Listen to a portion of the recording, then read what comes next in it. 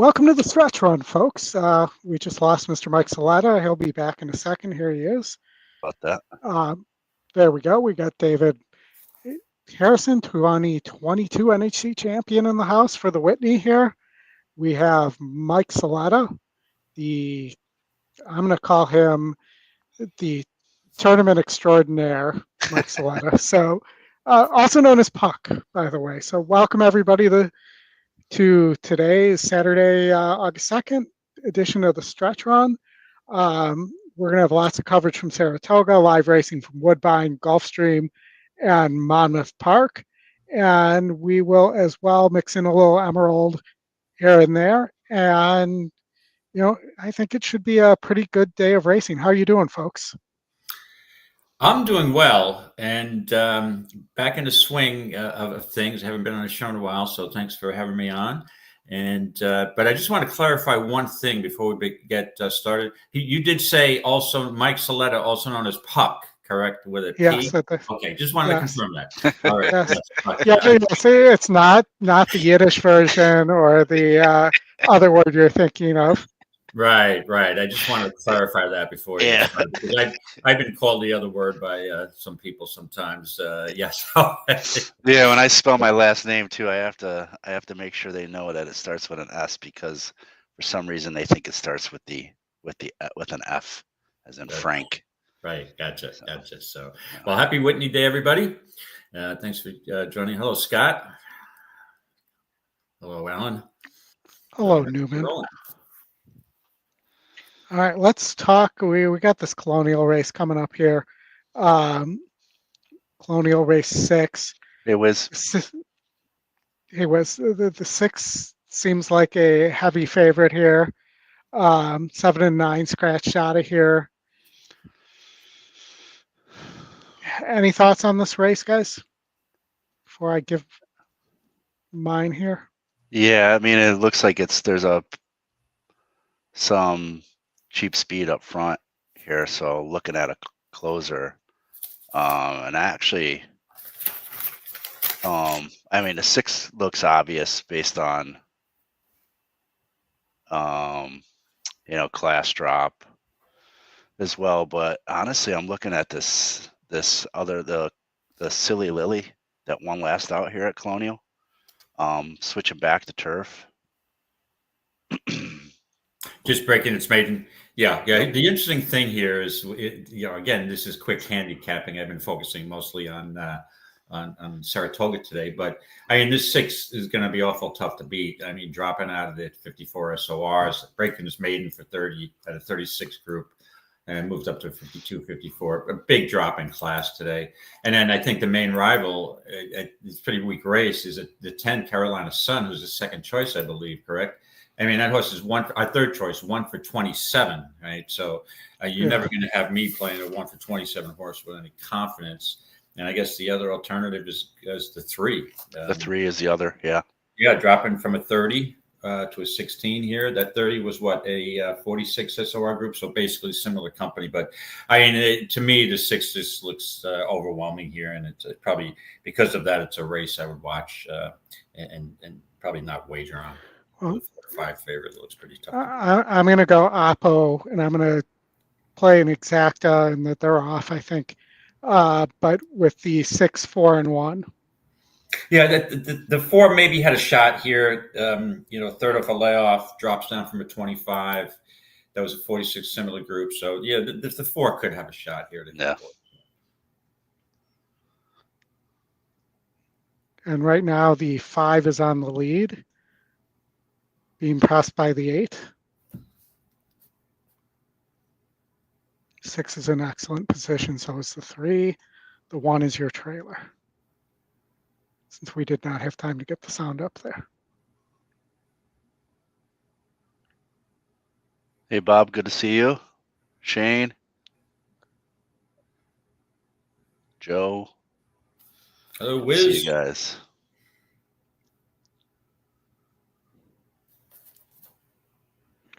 All right. Nobody's really made a move yet? Not really. They're all kind of holding their own.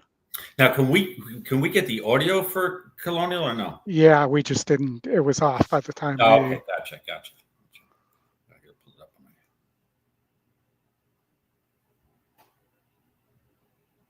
Here comes that 4. Let's see if he can. Yeah, here comes a 6 though.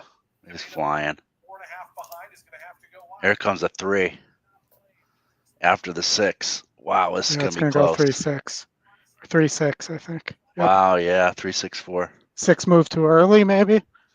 Yeah, I might have, but They have, yep. No, you got the second choice, right? Yep. It was, again, it looked logical. I just thought the 6 was a little too tough to beat and just got caught. Ran a good race. Yeah. Again, dropping in class. First time broke its maiden for 40 on the dirt at Charlestown. And however, I'm going to be a little reluctant. I'd be a little reluctant to play the 3 in retrospect because of that long layoff. Yeah. But you get 5-2, so that's a solid. In a race that looked pretty formful. Woodbine race Face on 5. Yeah. This is one I didn't put a note on. Don't blame you. Let me take a quick look here.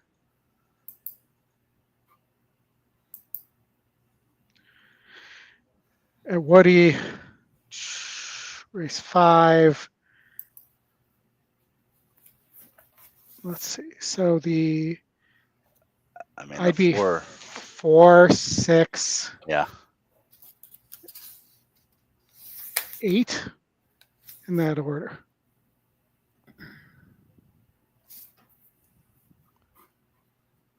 The 5 is interesting. I'm not familiar with the sire though. Without looking at stats on the sire, but probably get to that quickly here. So let's see here. They'll end up going off by the time you get to it. I'll get it. Yeah, and we've got the 7 is the 5-2 favorite at this point. I mean, It's the 5. Yeah, I mean, you guys are braver than me betting a maiden special weight at Woodbine. I'm not a big maiden special weight guy. Even at Saratoga, these 2-year-old baby races, I basically watch. I mean, some of these that take money. Yesterday there was one. So yesterday or Thursday that took a tremendous amount of money for Rudy Brissett, bet down to even money and ran a second and got beat by Pletcher. I mean, these are races. Dave Duncan. What's that? Nice. Victoria, Canada. Dave Good to Duncan. see you. Hey, buddy. Been a while. How you been, my friend? Yeah, the sire for King Ronan, the number 5, I think is only 1 for 11 with firsters and 7% with 2-year-olds. So nothing spectacular, and the works aren't all that fantastic. Has blinkers Bombastic. Bombastic. Bombastic. I don't know. His pedigree looked interesting, but I mean the works were okay. That's what kind of caught my eye. And then Abley's not a bad jockey. He can get it done. Get her done. 14, 15. Well, I'll defer to. I'm sorry. Sorry, Oldy. I'll defer to your expertise at Woody, Mike. I know you've been doing notes there. Yeah, and Oldy has been doing them too. And Oldy, you've been doing them? Good. Yeah.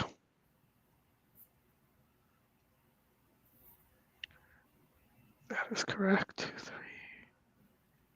Yeah, it's a tough race. There's not really a horse that, if you put a gun to my head, I kind of like the 4 out of all these horses, but it's not a confident.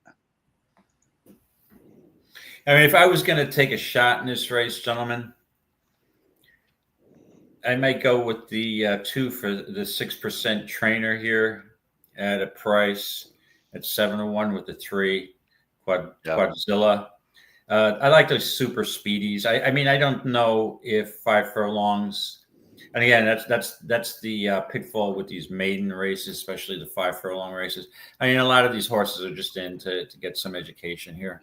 But I think at the price, I'm a sucker for looking for a price. I might be tempted to put a small bob on the 3 with very little confidence. But A small one.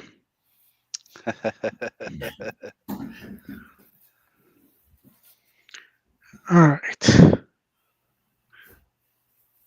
They're going in the gate. I'm going to get the sound on here. Settle into the gate. And the last along is Duck, Duck, Duck.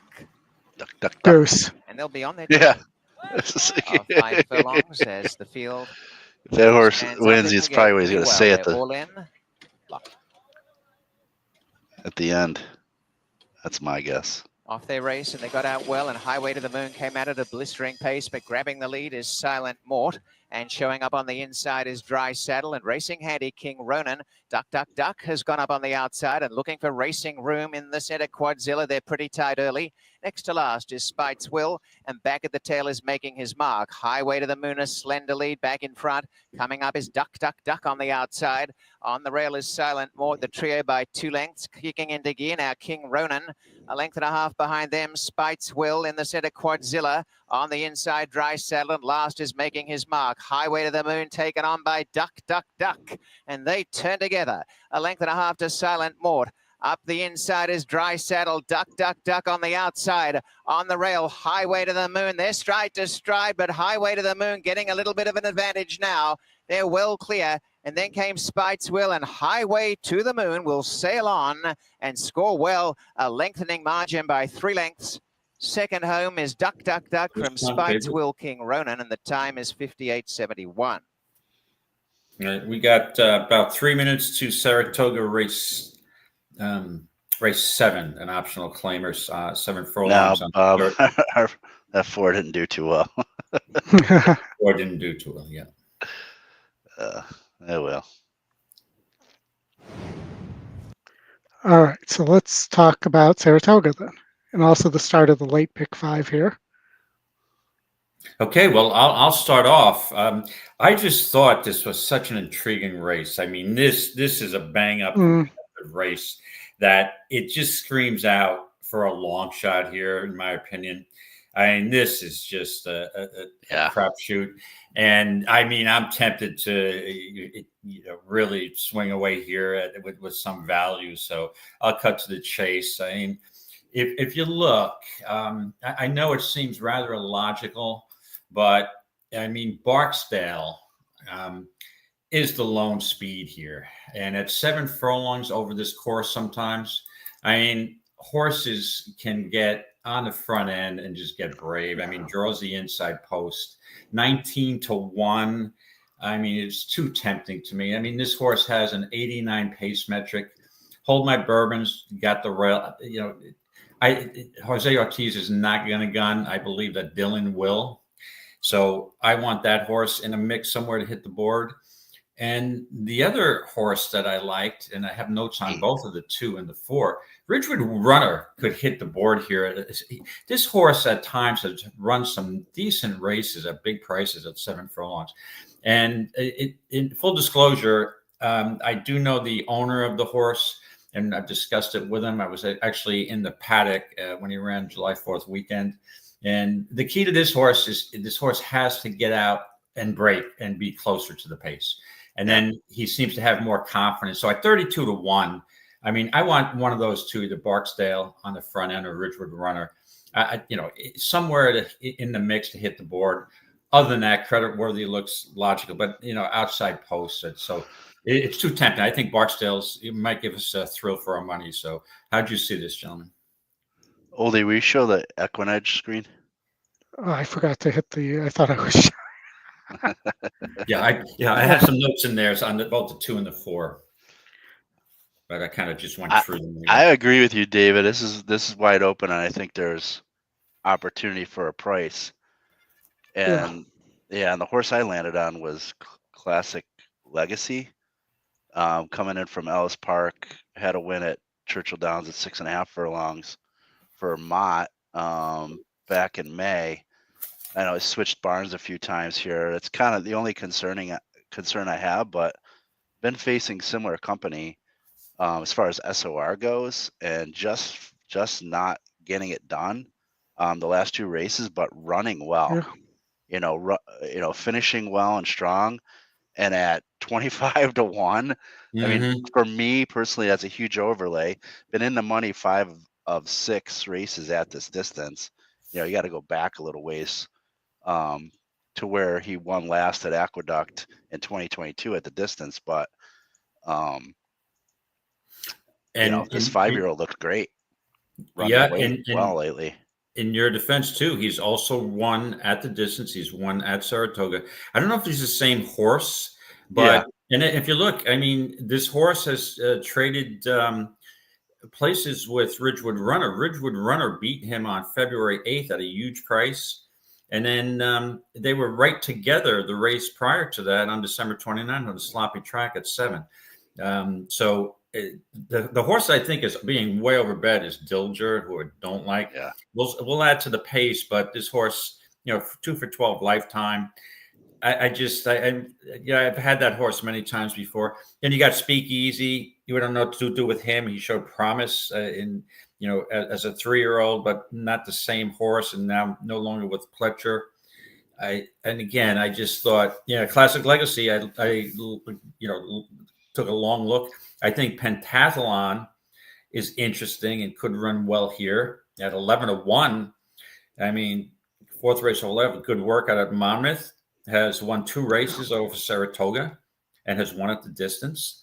So yeah, this is a bang up, very competitive, interesting race. Oldy, do you have any opinion here? Yeah, so I'm 110,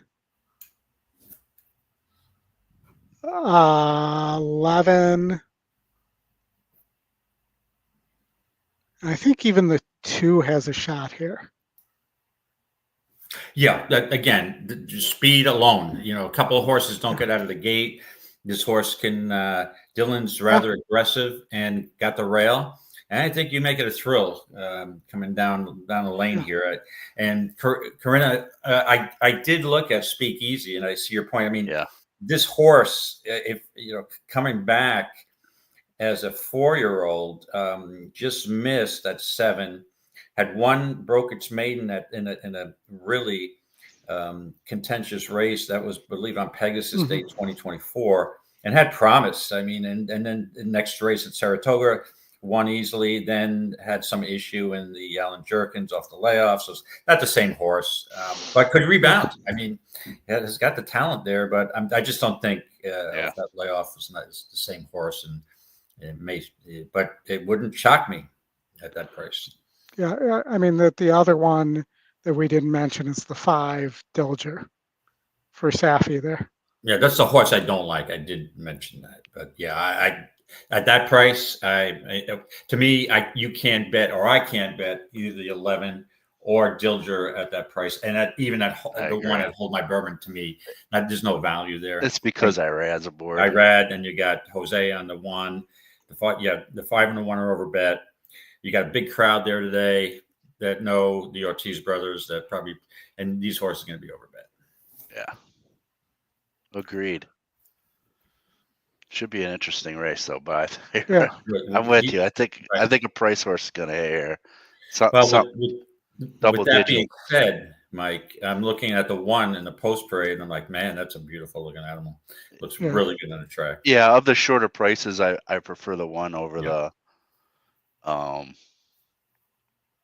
others, the 11 and the right.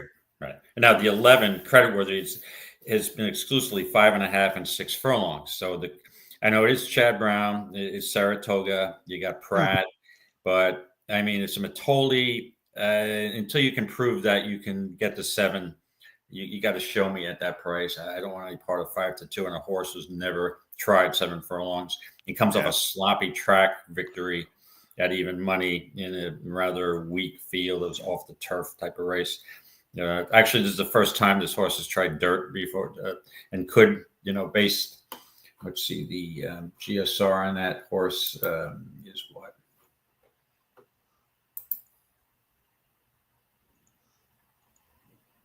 I lost him. Oh, he's wait. His GSR is 65. Yeah. Yeah, I mean, Classic Legacy's got an 82. Yeah. At that price, I can't. I can't use that horse. Yeah, Makes sense, though. this is a tough race. Oh yeah, I did, Wiz. I did look at the 15, and what are the current odds on this? 16. You know, at 16-1. I mean, Rowdy Valente's horses have been running really well, and second off the claim, Linda Rice. It's a really outside post, but has some positional speed. Wouldn't shock me. Wouldn't shock me.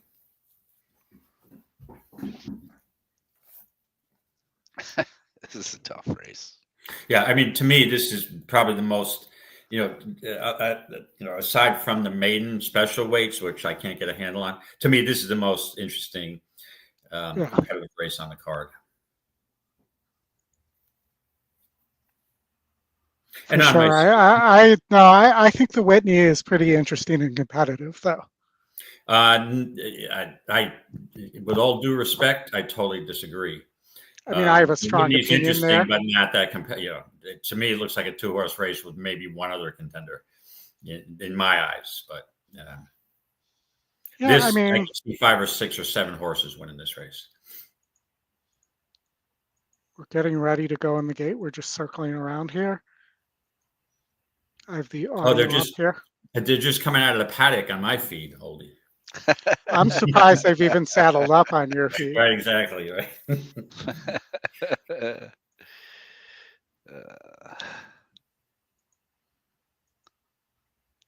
Instead of 70-second delay or 60 I'm on a 70-minute delay, it seems like. And now the 11 just ticked down to 2-1. Wow. So Mr. Duncan is like a 1 on top, huh?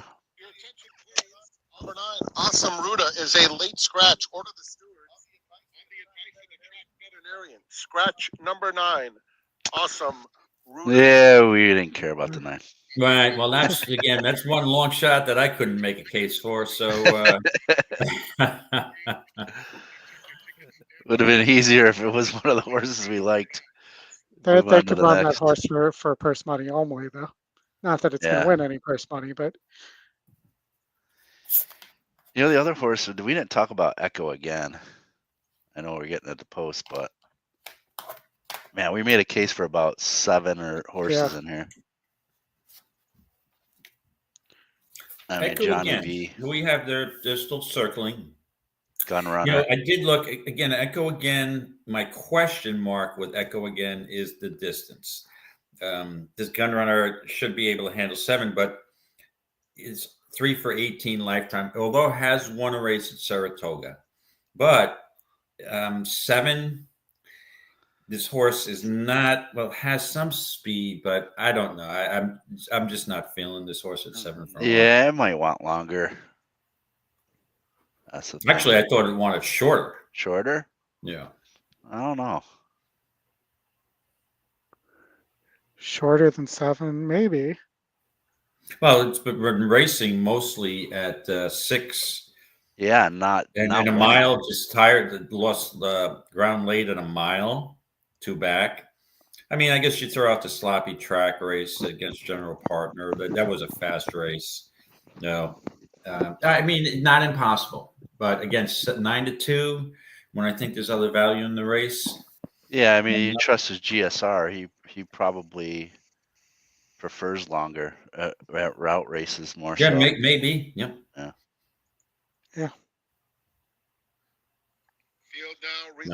He just hasn't run that many, only a few at the mile. He hasn't run anything beyond that. Maybe that's what they're missing. They need the GSR numbers and trainers to look at where they're at. And it seems since that layoff from November of 24, coming back, just hasn't really. I mean, the wet track race on Kentucky Derby Day was pretty decent, but again, lost ground late. 0 for 6 on the slot. Maybe he just doesn't like the slot. Again, not impossible. I'm saying that about almost everybody in the field. Can't use the word impossible. 8 and a 3. My 2. Okay, I'm on the 2 and the 4 to hit the board in some fashion. And at 47-1 on the 4, I prefer the 4. So let's see how it goes. Well, Good the luck, two everybody. set down. This is a race where if you're playing Klarman, here's multis, Dilger going forward.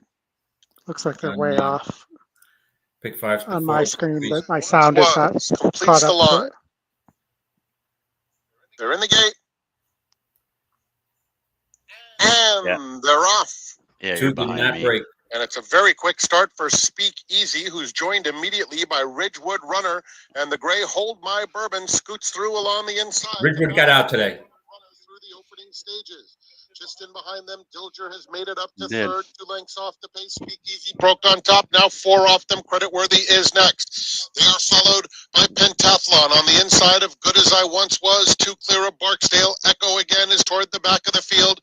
The 2 trailers, Dolly's Bank and Classic Legacy. 22 and 3 for Hold My Bourbon and Jose Ortiz. Showing the way into the far turn. Pressed by Dilger, a clear-cut second. At the rail, it's Pentathlon, a joint third, with Speakeasy just outside of him. Four's dead. Creditworthy is 3 deep, trying to launch a bed. Down on the inside comes Barksdale as they come closer to the quarter pole. And Echo again is My in bourbon between gave the rivals. wire. Good As I Once Was is next there at the top of the stretch. Hold My Bourbon and Dilger. Barely. Hold My Wow. Bourbon hugs the rail and goes on. On the outside, Dilger trying to put by him in second. In the center of the racetrack, Pentathlon and Good As I Once Was. On the inside, continued progress from Echo again, who's trying to take second and doing that. Coming after Hold My Bourbon for the Grand Zacca. It's Hold My Bourbon or Echo again. Hold My Bourbon. Oh, the one held on.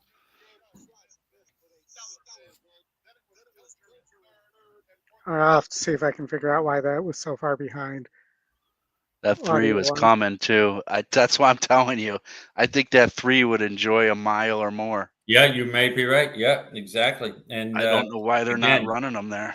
And if you look, and this, I picked this up a little late, since the layoff from November, we're dealing with strictly 4 races on off tracks. So this horse, probably it's 0 for 6 on wet tracks, and now I got back. So yeah, good play.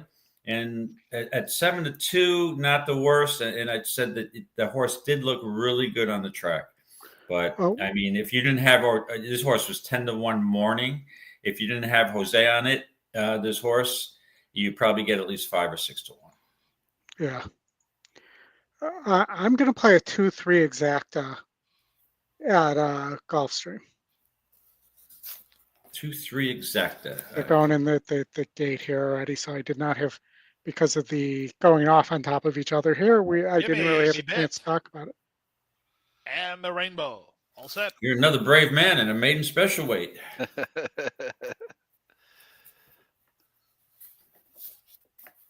Oh, that 5 looks good. Garrett's on the go. And they're off. Justin Finn liked was them away too. okay. All to win. He's reaching out for the early advantage, taken on by both Techno Music and Supreme Honor. Up on the outside, it's Kozalite. Away 5th is Garrett's on the go in the green colors, looking for some place to race. Other level is with him, angling for racing room. Candy Road is toward the rail. The 2 at the back, Star of the Gun, and Gimme Me Bit. Past the half-mile marker, All to Win. 3 parts of a length better than Kozalite, who comes to call on the outside. Kozalite's going right on with it here. 22 and 2 for the opening quarter. Kozalite shoves a half length in front. All to Win. It's back to second, and his back's against the wall. Up to the outside. Other level is on the move to challenge for the lead. Back to 4th in Supreme Honor. At the rail, it's Techno Music. Then Garrett's on the go. 3 clear of Candy Road. Out the back, Gimme Me Bit and Star of the Gun. They reach the top of the stretch, and now it's Other Level's turn to have a crack at Kozalite. Up on their outside, Supreme Honor, circling horses and on the move. At the inside, All to Win's back for more between. 1/8 of a mile to go, nothing decided yet. From the inside, Kozalite, All to Win's trying to fire through. Outside, it's Supreme Honor. Farther out and running on is Techno Music. All to Win, look at this effort. All to Win has come back to win it. All to Win passed and now made up 2.5 after that. Well, the win, just 1-1-1. Yeah. Even money. Yep. All right. Now we got 2 minutes to Colonial, 3 minutes to Belterra, 8 minutes to Woodbine. So let's talk Colonial race 7 on the outer turf. 10,000 Okay, claimers. Hmm.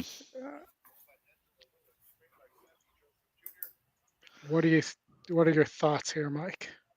Well, I mean, first glance, the 9 looks like it's gonna. I mean, I haven't been paying too much to Colonial, but I'm not sure how the turf has been playing, the outer turf or anything like that. But based on the race sim, if you look at it, and then the pace figures for the 9 and the 2, they're equal.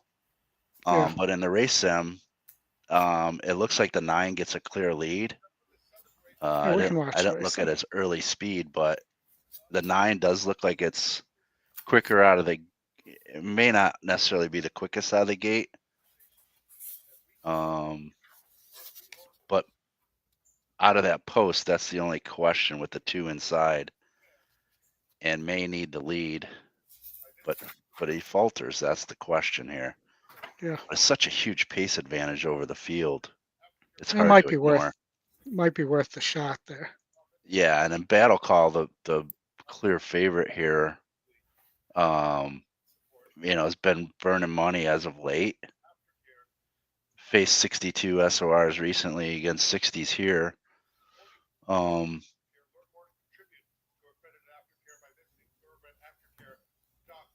Yeah, I think that favorite can be beat. And the 9's the one I'm focusing in on just because of the pace advantage. And I think he's quicker than the 2 and can control the pace over that 2. Yeah.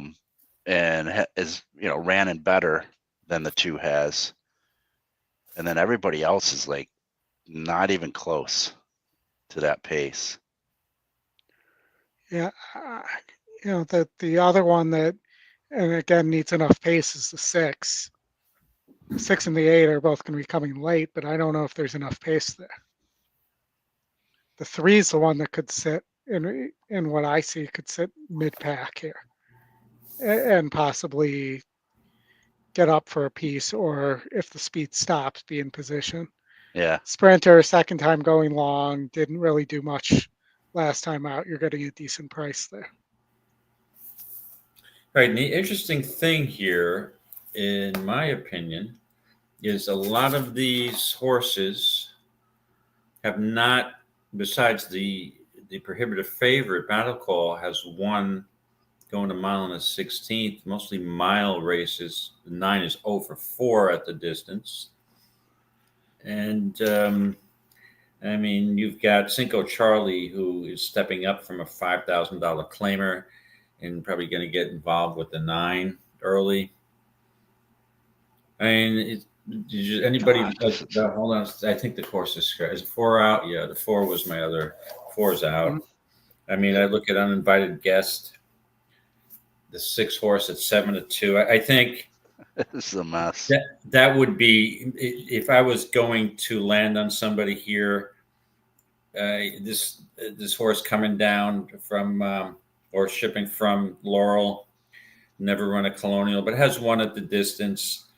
That last race was pretty decent. Let me just see what was the SOR of that race. It was a 56, is 60, similar group. At the price, I would probably take a shot with the 6 uninvited guest on a win bet here. Yeah, with Jimmy Ness, Yeah. the Ness juice, it's very possible there. Yeah. Yep. They're heading on to the turf. We also have Woodbine race 6 coming up, which is the Sweetbriar 2 stakes. So I just want to give you guys a chance to think about this race. Sure. I'll take a look at Woodbine as we progress here. Yeah, Colonial. I think I like that 6, and then the other was the 9 that I was talking about. My Sea Cottage. It could just walk the dog. Yeah. Good to see you, Jay Walker. All right. They're Always good to see still you, buddy. walking Hey, up Jay. there. How's it going, friend?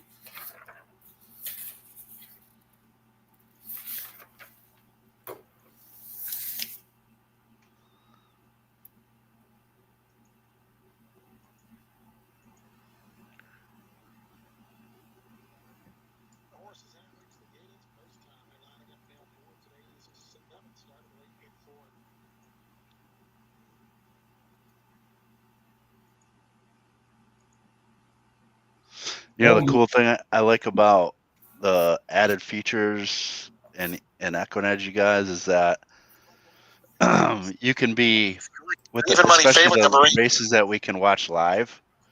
You could pull the pop-up menu in the upper right hand of your screen and watch the races going on, and you can handicap the next race, basically. So I think that's kind of cool.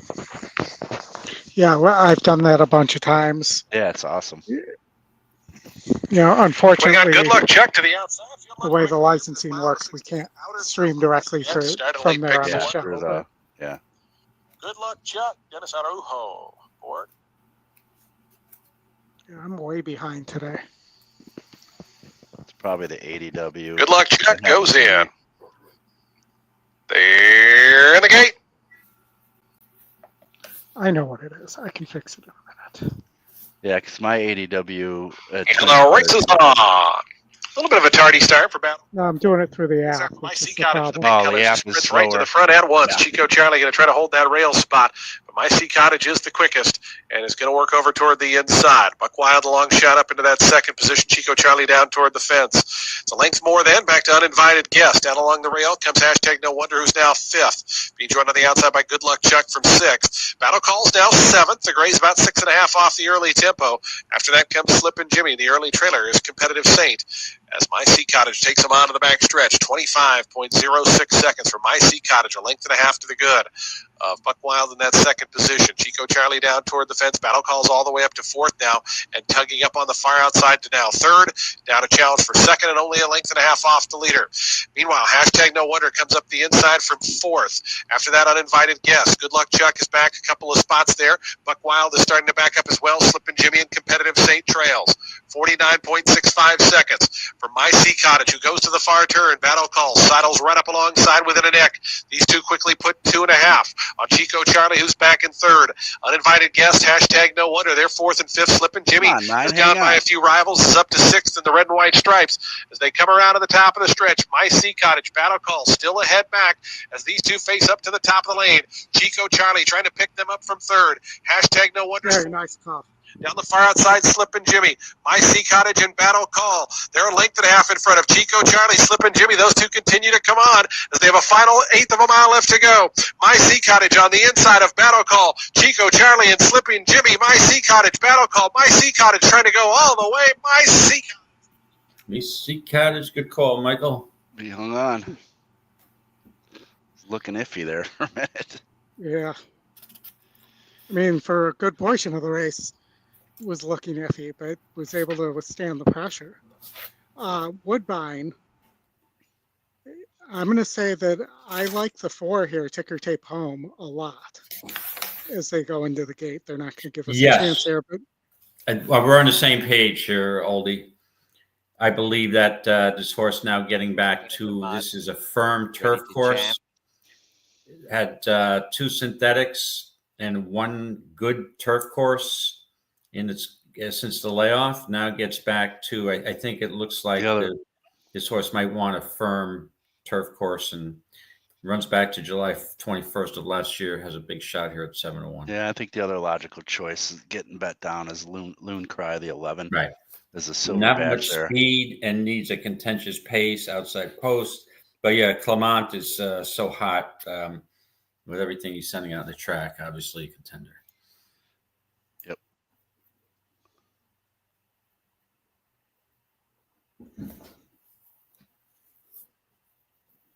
I mean, there isn't a lot of speed in this race, so no.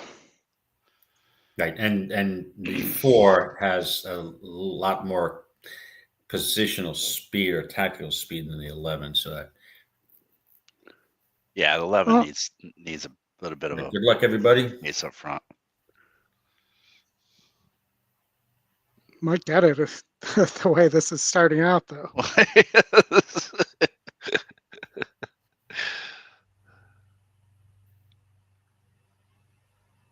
They think they're at Turfway with that start. Get the sound down, apparently. Right. 9 lengths covers the field. Sickle Dance alongside Queen of the Mud. Right behind them, Don't Look Back at All coming up 3 deep. A length and a half. Ujda has a nice trail. Run for the Hills coming forward. Back next is Ready to Jam. Ticker Tape home on the inside from Metaphysical as they come down towards the turn. Nice as Pie White and Loon Cry at the back. Narrowly Sickle Dance. Queen of the Mud turns well on their outside. Don't look back at all. Right behind them, Ujdar coming to the outside. Up the rails, Ticker Tape home is running on and down the outside. Ready to Jam. Get the And social out in outside front. the Don't score. look back at all.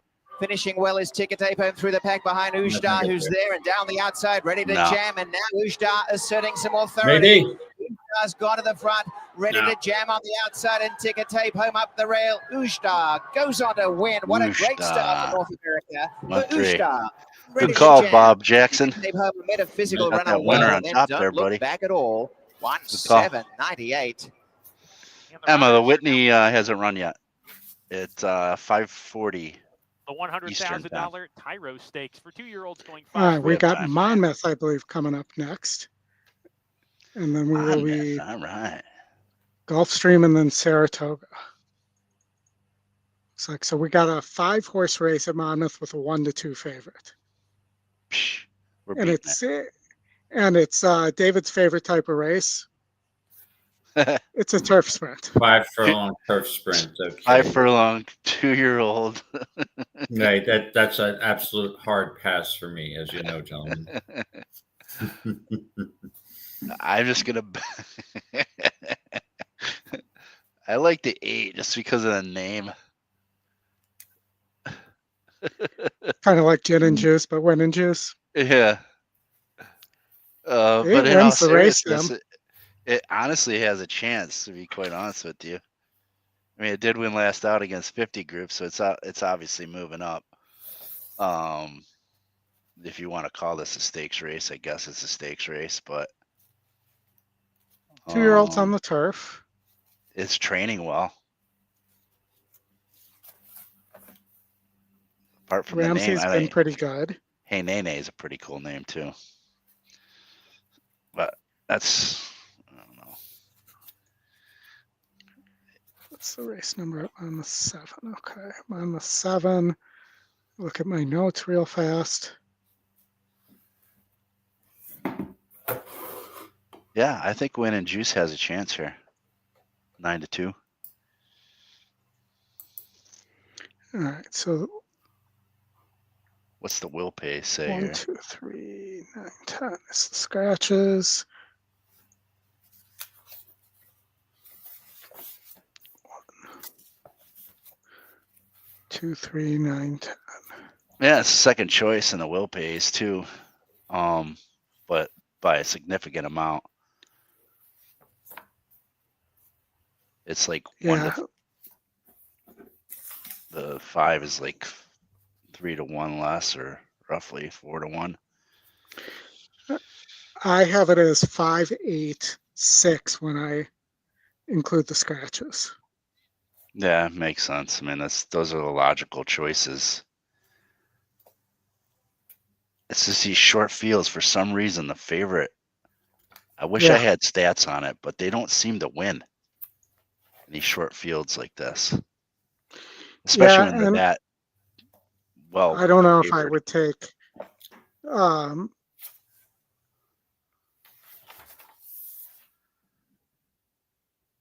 don't know if I would take a 7-2 on the 6 though.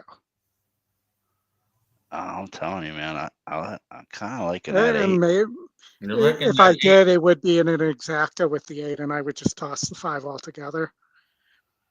Yeah, I mean, what's the exacta paying here? 5 into the 8. Let's see. Yeah, it's only 3-1. Yeah, it's not That's- worth it. Not worth it. Play the 5, 8 to win at that point.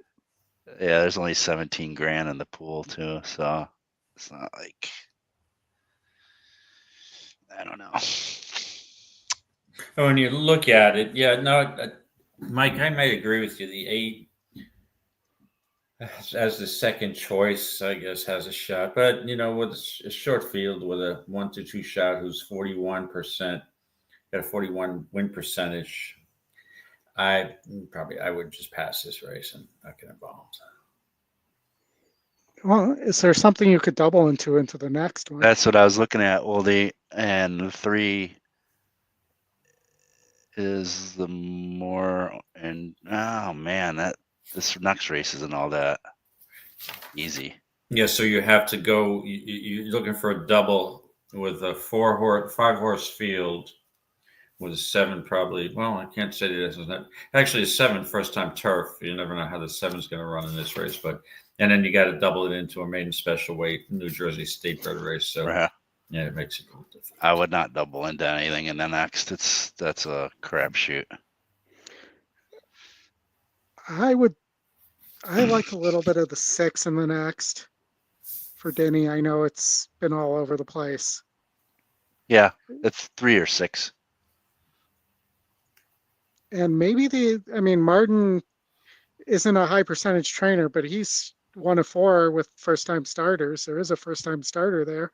If you like that angle of, when everybody's raced and has a run well.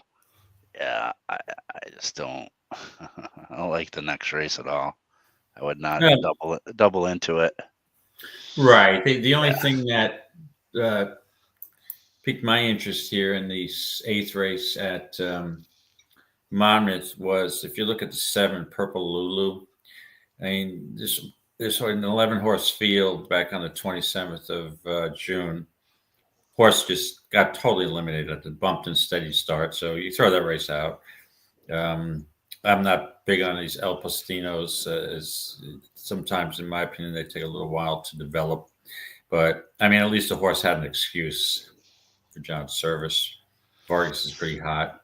I mean, that wouldn't be the worst stab in the world with the 7, but in the next race. Yeah, what's the exact pan? 5 into the, or 8 into the 5.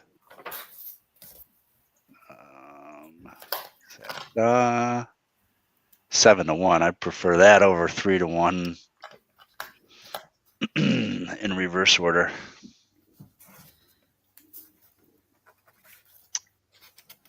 And honestly, I think in my pick and pray, I think that's what I ended up playing was 8. All right, hold on. Let me get this switched over. Yeah, it was 8-5. 5 was my alternate.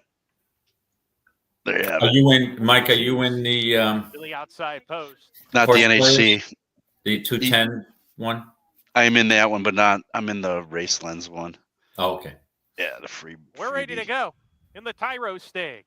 I tried to win the feeder today, and I saw you in there, Dave, and my alternate won in that last Monmouth race, of course. Yeah, I know you hit that. I know you hit that race. Inside takes back to second with Sir Newton's Law. Afada. Well, they ate broke that Winning last. juice at the back after the tardy break, so it's the heavy favorite.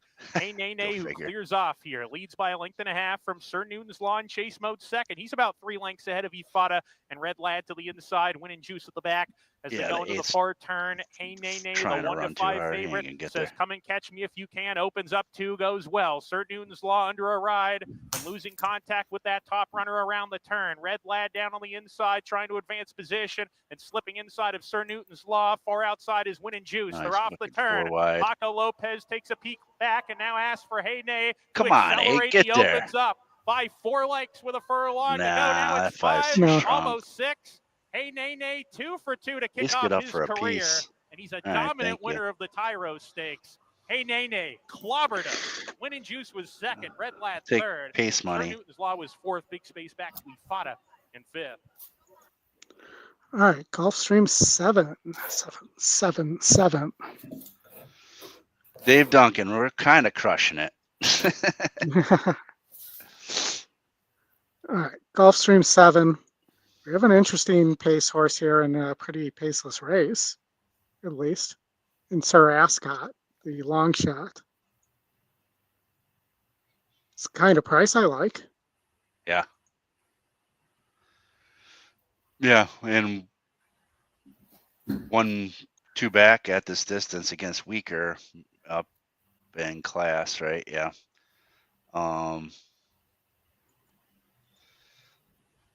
I mean, didn't finish too bad in the AK Claimer last out. Yeah, but didn't get the lead, so that maybe needs the lead too. Man, looks like maybe. Looks like Justin liked the horse too. Yeah, see the note there. It just looks like the type of horse that if, let's look and see if the race sim agrees with the pace advantage here. Yeah, I like to do that too, Oldie. I know David does too. Kind of look at the pace, First sort thing of I by do, yeah. pace, and then look at the first and second call, see if it matches up.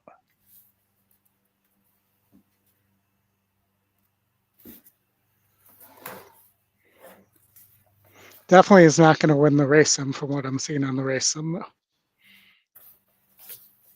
Nah, it's gonna probably drop anchor.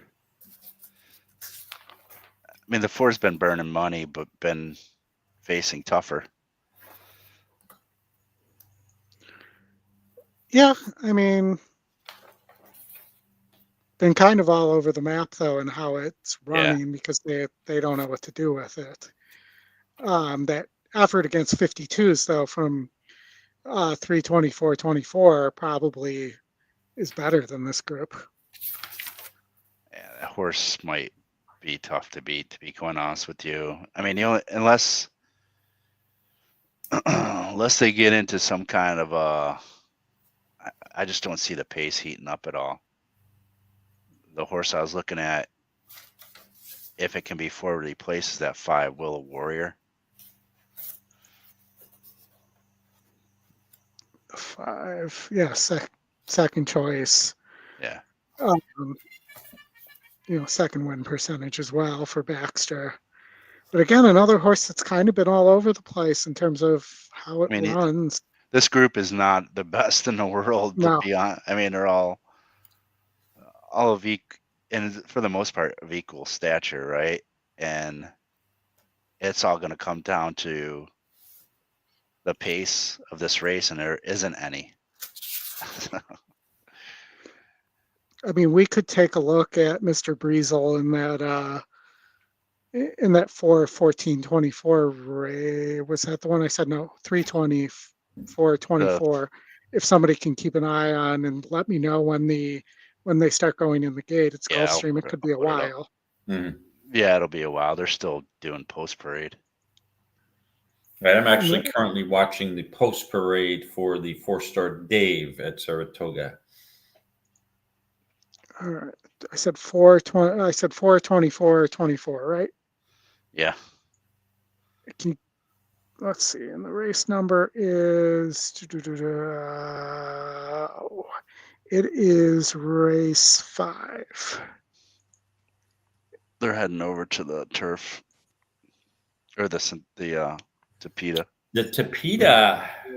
That this would not be race number 5 on 4:14. That's why. All right, let's go back. We'll try that again another time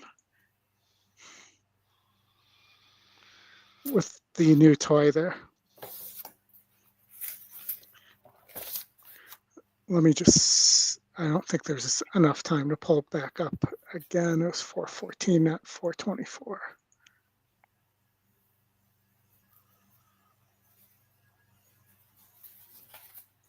Yeah, just keep an eye on it. I'll run the race replay from that 4:14 race.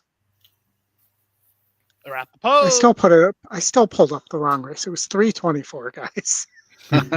They're going to the gate, Oldie. Yeah, got it. All right, next time we have a few minutes, we'll show a race replay.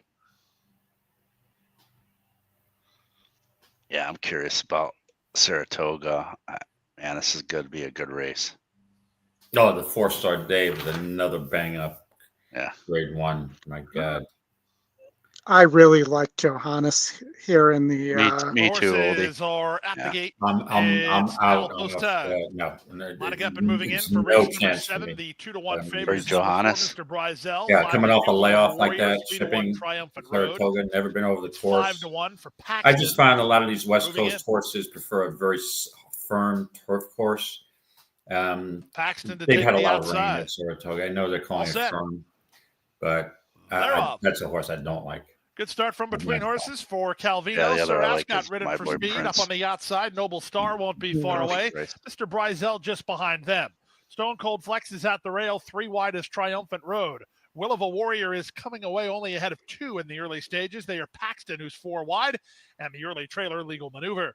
Around the first turn they go. Sir Ascot taken on by long shot Noble Star. Noble Star goes up and around Sir Ascot to take the lead. Oh, there goes the 2. Calvino is third. Any Racing chance the fourth 2 is has of favorite, winning? Mr. Bryzel. He's out in the clear for Reyes. At the rail goes Stone Cold Flex. On his outside is Triumphant Road. It's a length back to Will of a Warrior, who bides time about 8 lengths behind. Still at the back are Paxton and Legal Maneuver. It's Noble Star and Brandon Boulanger going right on with it. They've opened a 6-length lead now. Rounded for second is Sir Ascot with Calvino toward the rail and Mr. Bryzel 3 wide. Then back to Triumphant Road, who's together with Stone Cold Flex. Angled for a wide run to the far turn is Will of a Warrior. Still at the back, Legal Maneuver and Paxton. Stopping on the Half mile was testing. Yep. 48 seconds flat as they swing around the far turn. That's all for Noble Star. Here's Mr. Bryzel to put a neck in front. Sir Ascot goes with him. Triumphant Road, 3 wide, and in the thick of things from third. Up to fourth goes Will of a Warrior. He's outside of Calvino after 3 quarters and 1:13 and 2. They reach the top of the stretch now. Mr. Bryzel has the lead to the attack. Triumphant Road toward the rail at Sir Ascot. Will of a Warrior and Calvino are next. Off the turn in the stretch drive. They're 1/8 of a mile from home, and here comes Triumphant Road, pouncing on the embattled duo, and Triumphant Road has taken the lead. At the inside, it's Sir Ascot. From between horses, Mr. Bryzel, Triumphant Road. Mr. Bryzel's coming back at him. Here's Mr. Bryzel at Triumphant Road. Triumphant Road wins. Close finish. Mr. Bryzel second, Sir Ascot third, Stone Cold That was Flex close. fourth, 1:45 and 2. 6-5. All right, I'm getting the audio up on my browser instead of on the app, so that hopefully we'll have a better experience here in terms of the delay.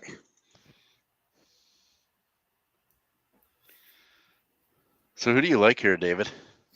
Interesting race. Again, don't get me wrong about Johannes. I mean, the horse is probably the fastest horse in the race, 4 for 5 in a mile. But I just don't.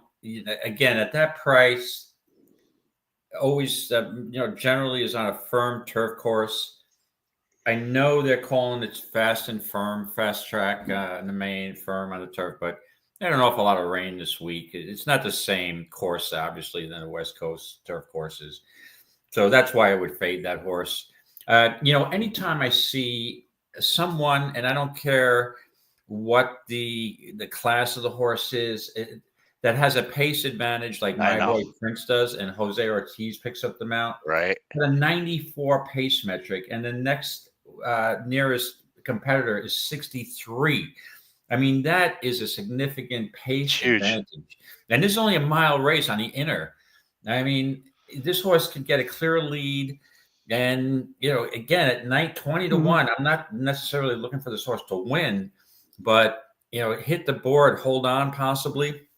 The other horse I think is not taking any money at all, and I'm surprised by this, is the 5, Win for the Money, 8 to 1 morning. I mean, that's the horse that will be stalking along with Deterministic.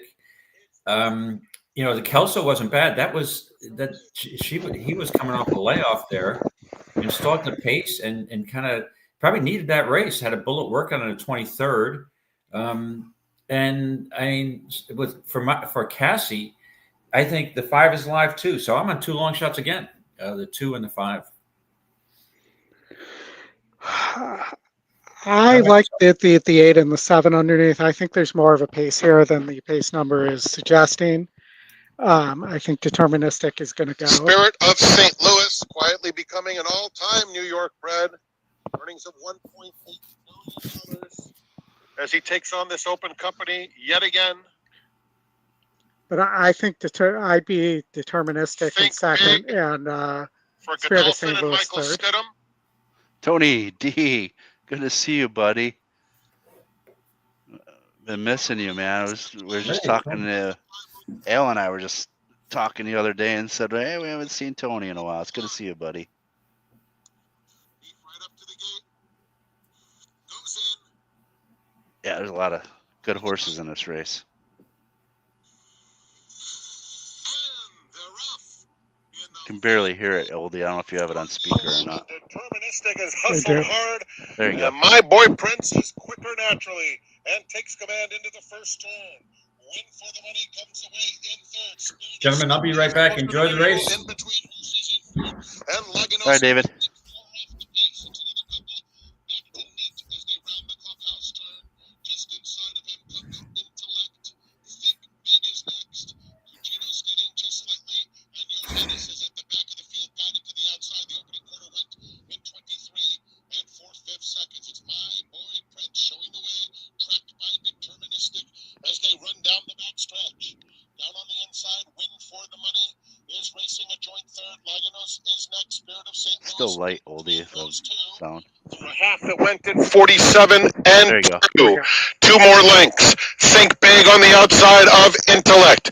Johannes is third last, has 10 lengths to make up. Outside of him comes Neat as the field rounds the far turn. Come on. And hang on. it's still My Boy Prince. Cugino trails with 15 to make up. Doesn't even ask. My Boy Prince has been there every step of the way. Deterministic takes a crack at him on the outside. got something left.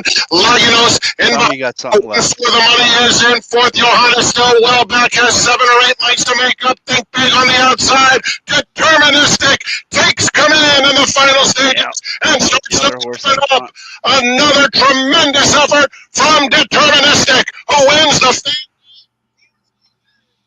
Yeah, Johannes didn't even fire. Fire. Yeah, the top 2 pace horses. I don't know, man. It's for me that intercourse. It seems like front runners are winning. The numbers don't back that up, though. This was a discussion from last year, too. Everybody has an anecdotal opinion that the inner is better for speed, but the actual numbers say that it's about equal. Interesting. Maybe it's just my gut feeling of observing all the races without Good call, backing Oldy. the data, but Yeah, I mean, Deterministic to me was the obvious second choice there. Deterministic was first. nice, Tony. Yeah, I think the 5 got second or third, buddy. Yeah. Yeah, again, the 2 and the 5 ran well. Again, holding on, they're right there. And Johannes didn't fire, correct? So Right.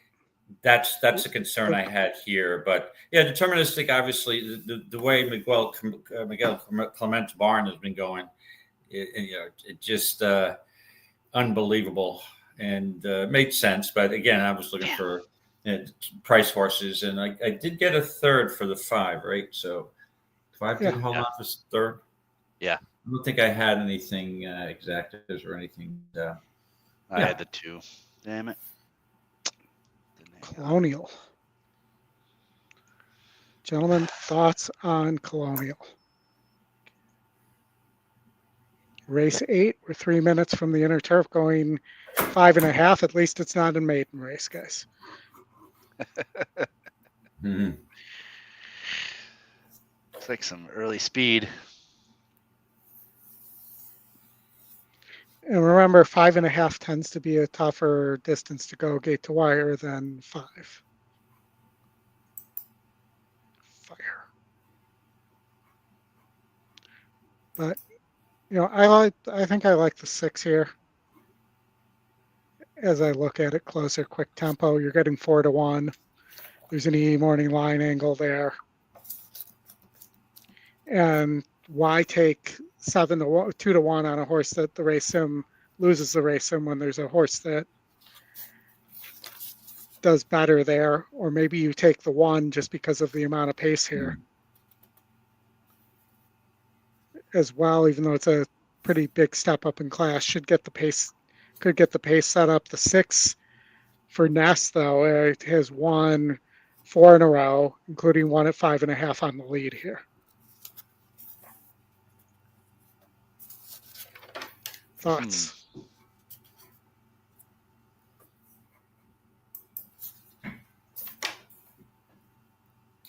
Yeah, Aldi, I think I'm on the 7. Boats are rocking if I was playing the race. Second off a layoff. Has won at Colonial before last August, about a year ago.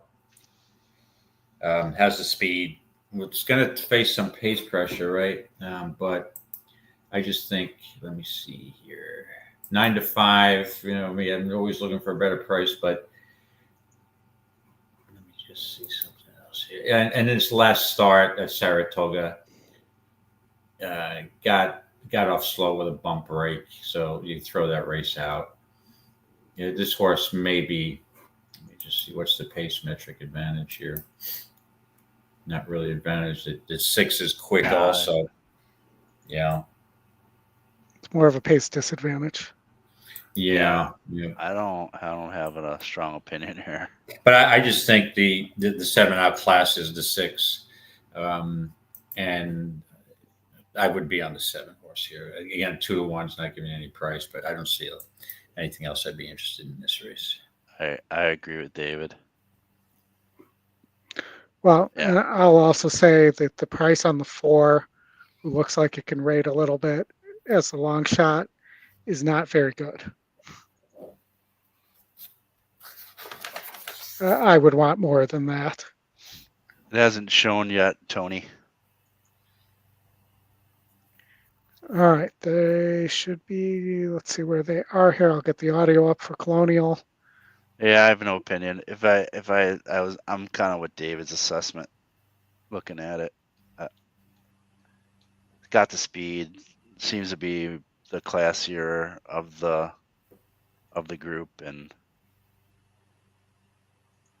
as long as it doesn't get caught up in any kind of duel up front. It does look like really there could be, though. Rated, but in retrospect, in the Fourstardave, I should have played a supers all with 5-2, all with 2-5, and got a 22 to 1 shot and a 19 to 1 shot, third and fourth. It would have been much better if one of them finished second for me. Yeah, I didn't have the 6 in my try. Yeah, I didn't think the 6 was going to run as well as it did. Oldy, I'm surprised you like the deterministic the 8 in the prior race with Kendrick on board. I know you're not the biggest Kendrick fan. He's doing well though. He is. Yeah, He's running good. No, he's doing well. Yeah, but looking at the horse, there were only a couple horses I thought really had a chance to win that race. In this race, even though it looked wide open, like the 6, this is what that's what the 6 does. If you look at that horse, it finishes second. Mm-hmm. Here we go. If I look at intellect, that's what it does. Finishes second or third. Even going back to the sprint races in Europe. Yeah, interesting. I just don't trust Spirit of St. Louis at all. Johannes looked good, but didn't run. Looked good on firm, rock hard turf courses on the West Coast. Yeah. I didn't think much of Laganos. The one horse, this was a big step up in class. So it makes sense. That's a good try. And as I said to Justin on the weekend preview show, Neat might need a different trainer. It's no knock at Rob Atras. If this was last year, Neat would have been one of the favorites.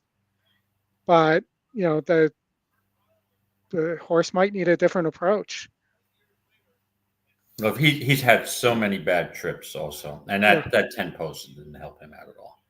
But when you look at it, deterministic races, besides the last one in Manhattan, which he barely held on, they're not that far off the other horse. The other horses in the race, the races aren't that inferior to deterministic. That's why I thought it was more wide open. Yeah, I just like the fact that the horse is shown the ability to rate, but was fast. I thought it would be right there with My Boy Prince, and I thought My Boy Prince would stop because that's what My Boy Prince has been doing when it goes longer. Right, when it goes longer, right. Even though it has one longer, one a mile and an eighth on at Woodbine on the synthetic. Right. But again, most of its career has been sprinting or a mile, and this is a mile race. Sometimes these mile race, if the deterministic didn't happen to get off well, just thought, speed on the front end, especially with Jose Ortiz, is always dangerous. Yep. Turf course here has Incinerator the first to move in right now at 5-1. Your post time favorite 2-1 on the number 7 Boats Are Rockin'. 3-1 Swill on the outside. Tidewater the next to move in right now is the longest shot in the field at 28-1. Tidewater tied. Tidewater coming up. Here's Great Idea, Horacio Caramanos. 9-2 right now for Great Idea. Quick Tempo, Boats Are Rockin', and Swill the final 3. Ready to start our final pick 3 on this card.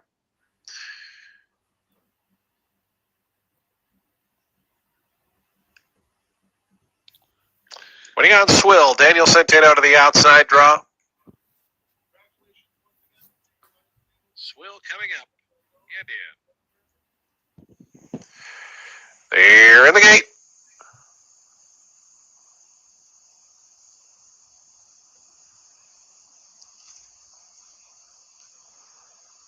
And the race is on. Swill and Boats Are Rockin' from their outside draws got away well. It's Boats Are Rockin' just in front of Swill as Quick Tempo comes up to challenge them from the 3rd spot. Tidewater was out 4th in the blue colors. 2 more then back to a Great Idea who's up into the 5th position. Dr. Jeff's toward the inside and Incinerator is the early trailer. Boats Are Rockin' is the leader. Boats Are Rockin' to the far turn, 3/4 of a length in front of Swill. Tries to press a little closer now as they run into that turn. It's a length and a half more back to Tidewater, who moves up on the outside of Quick Tempo. 22.60 seconds for Boats Are Rockin'. It's Boats Are Rockin' winding around to the quarter pole. Still that half-length lead. Swill on the outside. Long shot Tidewater's pushed along from 3rd. Quick Tempo bottled up toward the inside. Going to need a seam. Great Idea's trying to run on with Dr. Jeff. Boats Are Rockin' now confronted by Swill on the outside. Tidewater continues to run on. Quick Tempo just in behind them. A final 1/8 of a mile left to go. It's Swill just in front, down on the inside, still battling on as Boats Are Rockin'. Tidewater and uncorking for the back. Wow, Incinerator is burning home. Look, Incinerator right on the now. outside. Incinerator last. That was the one off the pace. Incinerator incinerates the field. Yep, it was the Off one the off the pace. pace. Scotty All right. top pick. We got Woodbine Scotty and top pick. Monmouth. I think Woodbine might Getting be close, off. eh? They're actually Looks off. like they're already off. Yeah, we got to watch that closer with Ellis, though. 2 lengths away came Cool Kiss and Last Dawn racing together at the back of Junipero Serra and Fly the W as they work their way inside the half mile or to that point and showing the way narrowly on the inside. Jayhawk by a Nectar Duke of Love, a length and a half. Warcourt over on the inside determinedly from Malibu Mambo and Harlan Estate. Last Dawn on the inside. Junipero Serra coming into the race. Cool Kiss the center, and last is Fly the W. The half mile has been pretty measured and showing up in front are still Jayhawk and Duke of Love. Attacking now, Warcourt comes up, sidling after them, 3 wide. A length away, determinedly pushed along. In the center, Malibu Mambo, Harlan Estate, the outside as they race down to the quarter. Jayhawk in front, joined by Warcourt on the outside. Running home is on the outside, Harlan Estate, determinedly the rail. Last Dawn trying to get a run, and down the outside, Junipero Serra. Warcourt on the outside's gone to the front narrowly. Battling back, Jayhawk. Warcourt and Egg in front. On the inside, Jayhawk, they're clear, and down the outside is Harlan Estate. Warcourt in front of Jayhawk, they're stride to stride. Warcourt narrowly. Jayhawk on the inside, fighting back. Warcourt just in front. Warcourt, what a win. Warcourt Wow, third. Jayhawk battle. Wow. Estate third. Junipero Serra fourth, and Fly the W came on late, and the time 1:44.50. Fight it out. The W, just not the same horse this year. Right. Absolutely not. All right. Monmouth, race 8. Monmouth At maiden race special 8. weight. Another maiden special weight. Let's see if we can get any angle on this one here. I thought the 10's a little interesting. Getting back to dirt. The first time out effort was good, and then nothing since then as a long shot.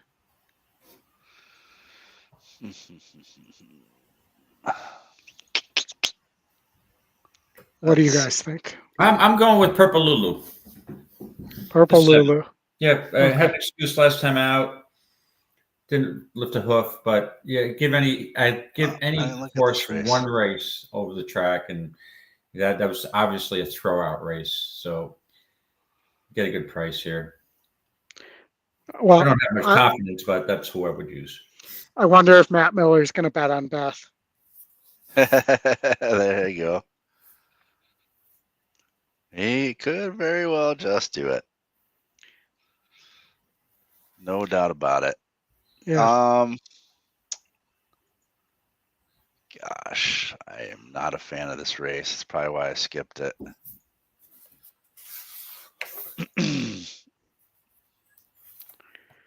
Let's see. So the will pays into this race.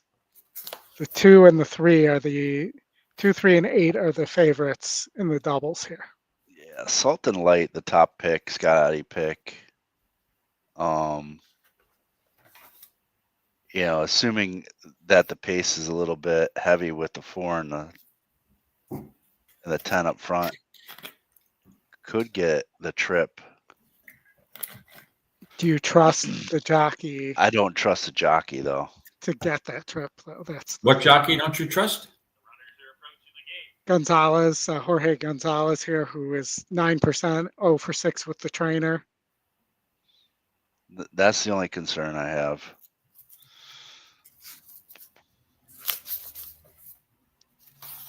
Sonny Leone's aboard the Michael Denny horse, the 6. They're going in the gate, so let me get that up here.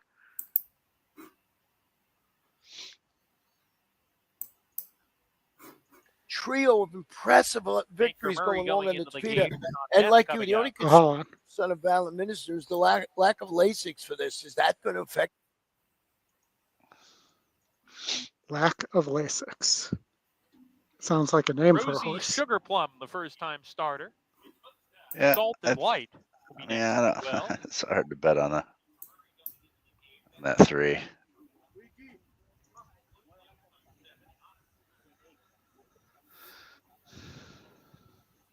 Yeah, I wasn't a fan of this race. Rosie Sugar Plum. The gang's all here, post position 4. Yeah, I agree with you, Mike. Then just something popped into my head about this 7 horse based on that trouble start last time. Yeah, I mean, I like your 7. I don't. That's the other horse I was looking at. The gang's all here goes the knock on a 3 is the jockey trainer. The outside post. But I do like the horse. Go. And Laurel. Bad stumble at the break for the gang's all here, who drops to the rear of the field. Mo Vita sent for speed from the far outside. I thought the 10 might be near the lead, but I didn't think we'd get Lulu, that kind of lead. The second spot. Rosie Sugar Plum third now with Gypsy Style. Gap of 3 back to Banker Murray and Salted Light. Another 2.5 more to bet on Beth. 5 back to the gang's all here, and Autumn's turn at the rear as they head past the half-mile pole. Mo Vita is the pacemaker here by about a length. Purple Lulu a little bit closer on the tail of the leader, running in second. The first are Rosie Sugar Plum third, sent along 2.5 behind. Salt and Light getting closer on the fence and saving ground. She's about 5 lengths clear of Gypsy Style, who's given way. Banker Murray in an all-out drive down on the inside. Bet on Beth is next. Has a lot of work to do. Autumn's turn well out of it. The gang's all here not being persevered with as they come to the top of the lane. It's Purple Lulu who has taken over. Completely giving way is Mo Vita. Now here comes Rosie Sugar Plum and Salt and Light. They're moving as a pair, and they've overhauled Purple Lulu in that final furlong. Salt and Light comes away with the lead inside the furlong pole. Rosie Sugar Plum and Purple Lulu battling in second. It's going to be Salt and Light. I should just bet the horses I'm less confident about. There you go. Right, exactly. The 7 ran a pretty decent race. So you might have got back up and got the bob for second at 9-1. Every horse, it seems like I'm like, yeah, this probably could win, and then they win, and then the horse I'm overly confident on sucks.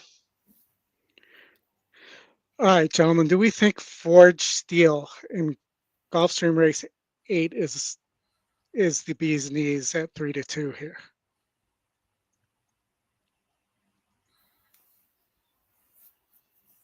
Yeah, I've seen this horse before. I don't think so, but all right. So, how about who do you like here as the? I kind of liking The D'Angelo horse is 4 for his last 4. Moving up. Switching to turf should be able. I mean, it's a big drop in GSR. Yeah, that's the only concern I have. It's just the horse that I think from off the pace has the best chance. Yeah. Because I think it could get heated up front. The other one that might be able to stalk and sit the trip is that last a bit longer, the number 1. Chad Stewart, yep.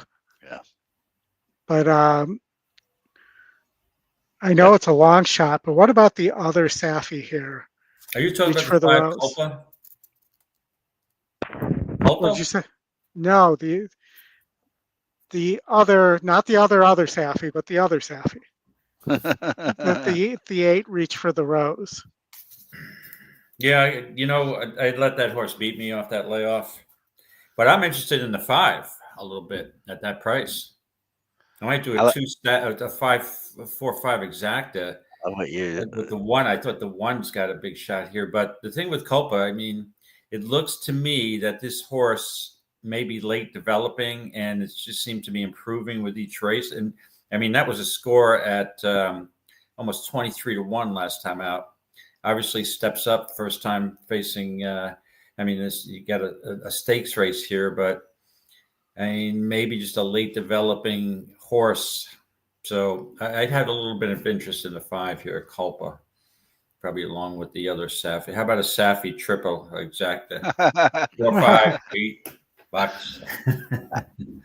I mean, that's. Go ahead, Oldy. I just think that the 8 might be sitting in better position. I don't know if the horse can do anything with that position. That would be my question, but I just wonder if Culpa and Iron Hand might be too far back and win with faith as well. Yeah. No, there is some speed. And the 2 puts 2 still in, or is 2's out? 2's out, right? But really, the 3 can stalk a little bit, doesn't need the lead. The 1 probably needs to be on or near the lead in my mind. So, if the 1 and 4 don't duel, the 4 could get an easy lead here. I don't think the 3 is going to be on the lead. Has never been on the lead. So there might not be as much speed as it looks like on paper. And the race sim thinks the 4 clears here.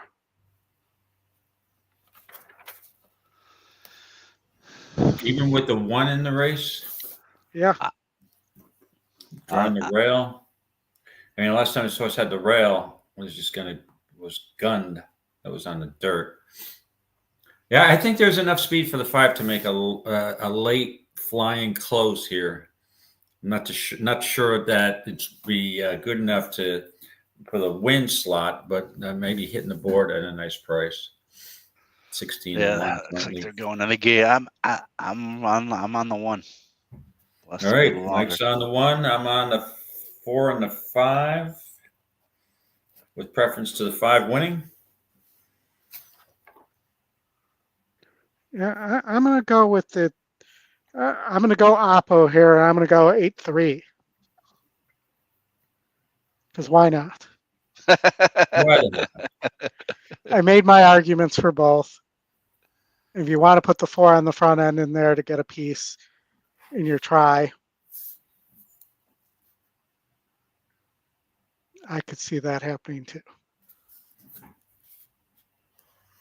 All right, good luck, Bob. I like that exacta, actually. Oh, hold on, they're off and I didn't get it up in time. Personal problem. Reach for the Rose. Iron Hand is between horses, moving out the rail. Yeah, see. Layabout is fighting the rating pretty badly. Off the speed early, last a bit longer. The 2 at the back are Culpa and Win with Faith. Relu Gutierrez has navigated a pretty easy lead for Ford Steele. He's a length in front of Chief Challenger Iron Hand, who's in a flanking role second. Layabout backs off after fighting the rider early. From improving last a bit longer, he's angled to the 2 path by Reyes, moving into 4th. Length and a half to Reach for the Rose. Still lingering at the back are Win with Faith and Culpa. 23-2 for the opening quarter, and Iron Hand's going to put on some speed mid-race and make Ford Steel do some work. And these two quicken up to the half-mile point. They've gone 2.5 better than Last a Bit Longer, who's together with Layabout.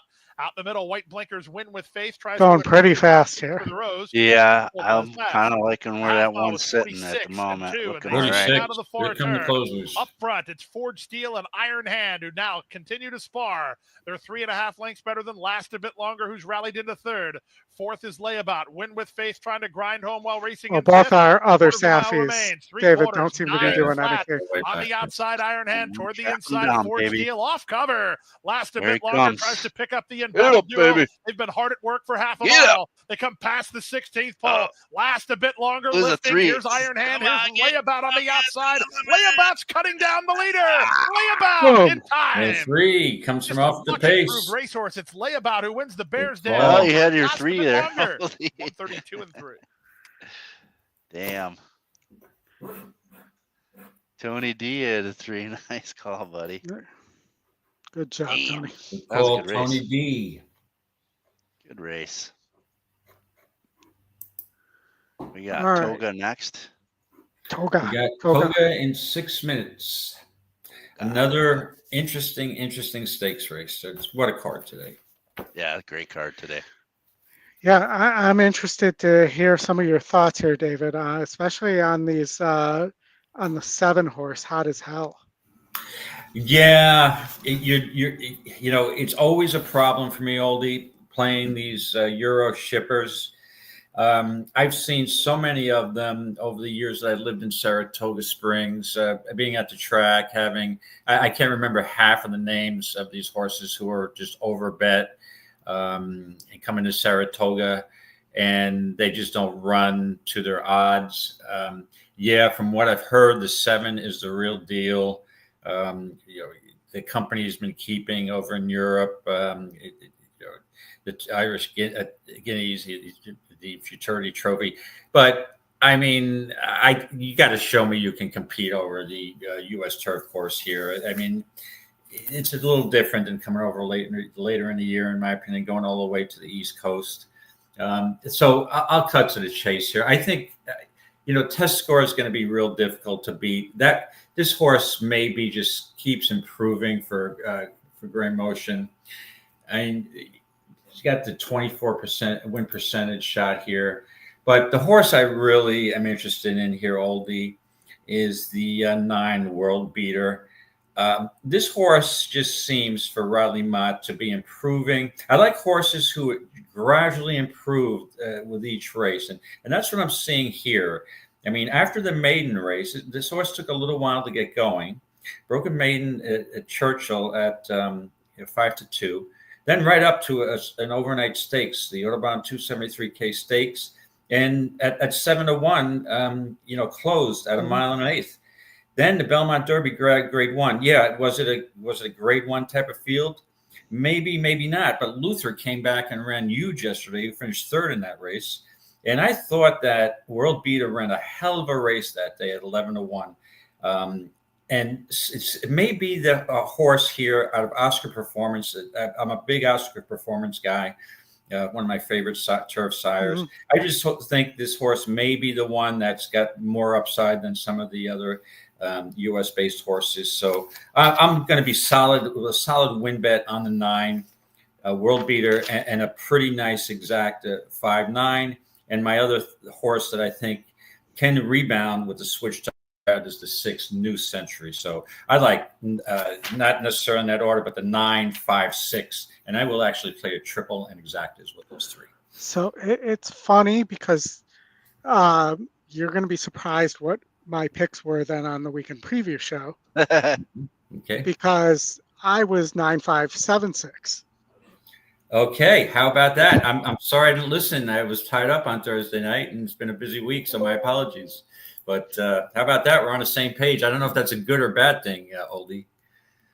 Yeah, I Justin liked World Beater too. He was 695 as I look here, so we were all kind of on the same. Okay, all group right. here. Maybe Yeah, the three of us will get some luck going here. But obviously, a competitive race. Final Gambit may improve here, but again, you got the €2. It's hard for me to bet on these Euros, the 7 or the 8. I mean, this is not the Breeders' Cup. I didn't do, in all honesty, a ton of research on these two horses. I saw Euros and I just threw an X through them. I'm like, screw that. I don't want them. I haven't seen a lot of them come over in August to the East Coast. That's a long ship. I mean, well, it just seems like it's hard for me to judge the Euros. So I leave it now. Yeah. But again, if we have, some of my favorite Euro trainers in the Breeders' Cup, I'm like, okay, well, I'm not leaving them out just because of their reputation. But here, I'll let these two trainers beat me, Jessica Harrington and Adrian Murray, any day of the week here at Saratoga. All right. Mike, on to you. So I had the 5 on top. Test score based off a recent win for at Saratoga already. I think you're just gonna build off of that. I did like New Century as well, that you guys liked as my second choice.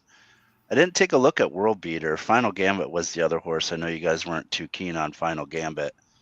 My only question with Final Gambit is the distance, honestly. Mm-hmm. So that's the only concern I have with Final Gambit. And Mike, I'm glad you brought that point up. And that's the thing. Obviously both World Beater and New Century and Tescoro stretching out, and like who's the one that may benefit the most? I mean, they were in a close finish, the 5, 6, and 9 last time out in the Belmont Derby. And it just seemed to me that maybe World Beater stretching out has a little more upside going forward. I know it took him a while to break his maiden, but with that being said, because I do have a rather significant financial investment in this race, I insist on watching it live. So I will be back after the race. Yeah. So good luck, everybody. This is one of my races of the day. So I'll see you in about 5 minutes. Thank you. All right, David will be back in 5 minutes. We still have probably. Yeah, Tony, I agree. I'm just worried about the distance for the 3.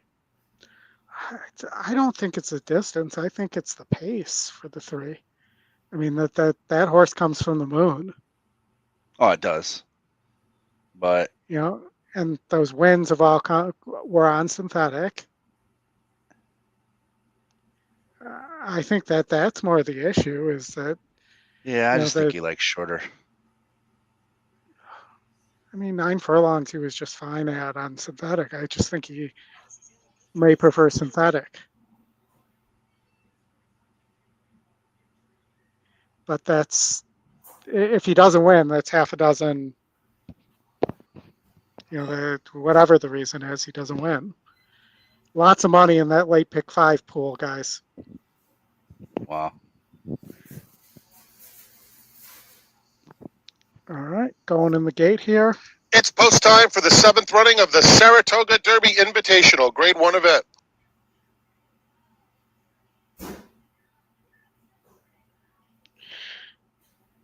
We got all these graded stakes here for Whitney Day. It's a great card.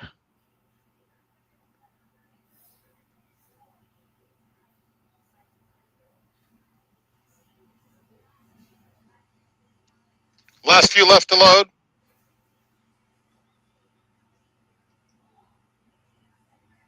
Tiberius Thunder. World Beater to the outside. One more. World Beater. They're in the gate. A little bit of movement from test score. It's usually not fractious like this. And they're off in the Saratoga Derby Invitational, and test score did break out very smoothly. Tiberius Thunder right up alongside. World Beater is out in the center of the course. Juilla was not quick out of the gate, but is very fast now and keen, and so Juilla takes the lead. Tiberius Thunder now in second, as Test Score has taken a nice hold of in third. Down on the hedge, Capitol Hill is racing in fourth. Tistastic in between horses. World Beater just outside of them. New Century settled well off the pace today. He's 8 lengths off the lead. The two trailers, Hot as Hell and Final Gambit at the back. The opening quarter went in 23 and 4/5 seconds, and Juila, still tugging hard, has opened up a 6-length advantage. Tiberius Thunder is still racing in second, and another 2 lengths back. It's now a very good trip for Test Score in third. Inside of him comes Capitol Hill in fourth. The half went in 47 and 3/5 seconds. In behind that group is Tistastic with less than a half mile to travel. New Century yet to do his best running, a length and a half to Hot as Hell and Final Gambit. Not much change in the running order. Juila's been there most of the journey in front. The lead shrinking. Tiberius Thunder is racing in second. They went 3/4 in 1 minute 11 flat, heading toward the quarter pole. New Century is starting to kick in. Final Gambit, pink cap on the far outside. Hot as Hell still well behind at the top of the stretch, looking for room now. In some traffic trouble is Hot as Hell, finding a seam now as they reach the 8th pole. Juila still there. Come on, baby. Tiberius Thunder, World Beater on the inside. Capitol Hill. Juila, come on, baby. Coming fast, and Test Score on the outside. It's still decided. World have won the Saratoga Derby Invitational. Juila Ultra Game ends up second. Test Score was third. And he got 11-1 on World Beater, which is insane. Man, I cannot believe that 5 didn't get there. That exact is going to pay. It better pay. Let's see. What was that? The 9-2. 9-2 pays. I can just do it up here so everybody can see it. 252-1. Ugh. That's like sickening. Gosh, I'm sure that was not an entertainment bet on David's part. No, he's got to be coming back all happy. I just threw $10 on it to win, but I had the 9-5 boxed exacta. Boom, baby. Boom, gentlemen. Thank you. Good call. Oh, what a race for World Beater there. Jesus. Woo. I needed that 2 to come, or that 5 to come in to inch up to get second, David. Yeah, but that was my key win bet. So thanks call. for being patient with me watching it live. That was I was having a stroke coming down the stretch. So oh man, I can't Yahoo! That's all I'll say. Damn it! Nice price. All right, where's my boom? Boom. Oh, for you, I just drawing a blank on where I put my. Oh, that would have been a beautiful hit. And you got 11-1, which was insane there, David. Yeah, 11-1's freaking phenomenal. 11-1 compared to Hot as Hell, the Euro shipper at 2-1. Come on, I mean, Test Score. The 2 just, man. Yeah, I agree, Rob. No excuse for that 5. I don't know how he didn't get up. I don't know what the heck happened there. Yeah, he was a little fractious in the gate, right? Yeah, a little bit. Honestly, the 9 wasn't very settled in the gate either, though. No, that was starting to concern me. 2 horses I needed, especially the 9 is my key, and they're both fractious in the gate. Do we want to go to Monmouth or Woodbine next? I'm going to say Woodbine because Monmouth will probably post drag till after Woodbine anyways. We have the Niagara Stakes coming up at Woodbine. We're 7 minutes from there. And I'll tell you, I was all over the 10 Never Surprised here and all over a 10-1 double here into Dresden Row. At Woodbine, let me check out Woodbine. Look at the next. So it's paying 10-1. That's pretty good. Yeah, big pace advantage on that 10. For Kevin and his Attard, yes, of the fighting Attards in Woodbine. You have Sid, you have Tino, you have a bunch of them there. The other horse that I thought had a little bit of a look just based on the class, would be public sector. So if you wanted to Dutch into Dresden Row, who I think is a significant favorite in the next race, that would be how I would play it. Yeah, I agree with you on the one and the next. Public sector is still around, huh? Man, Yeah, this horse, public sector used to be Chad Brown and Clarevich. Yep. Is this horse 9? Oh, 7-year-old. Okay. There's a horse here that pops out to me here. Hold on a second. McAvoy's the other one. McAvoy. You know, I've been on Stanley House so many times. Stanley House at Gulfstream, I thought, in some of those handicap races was going to run better than it did.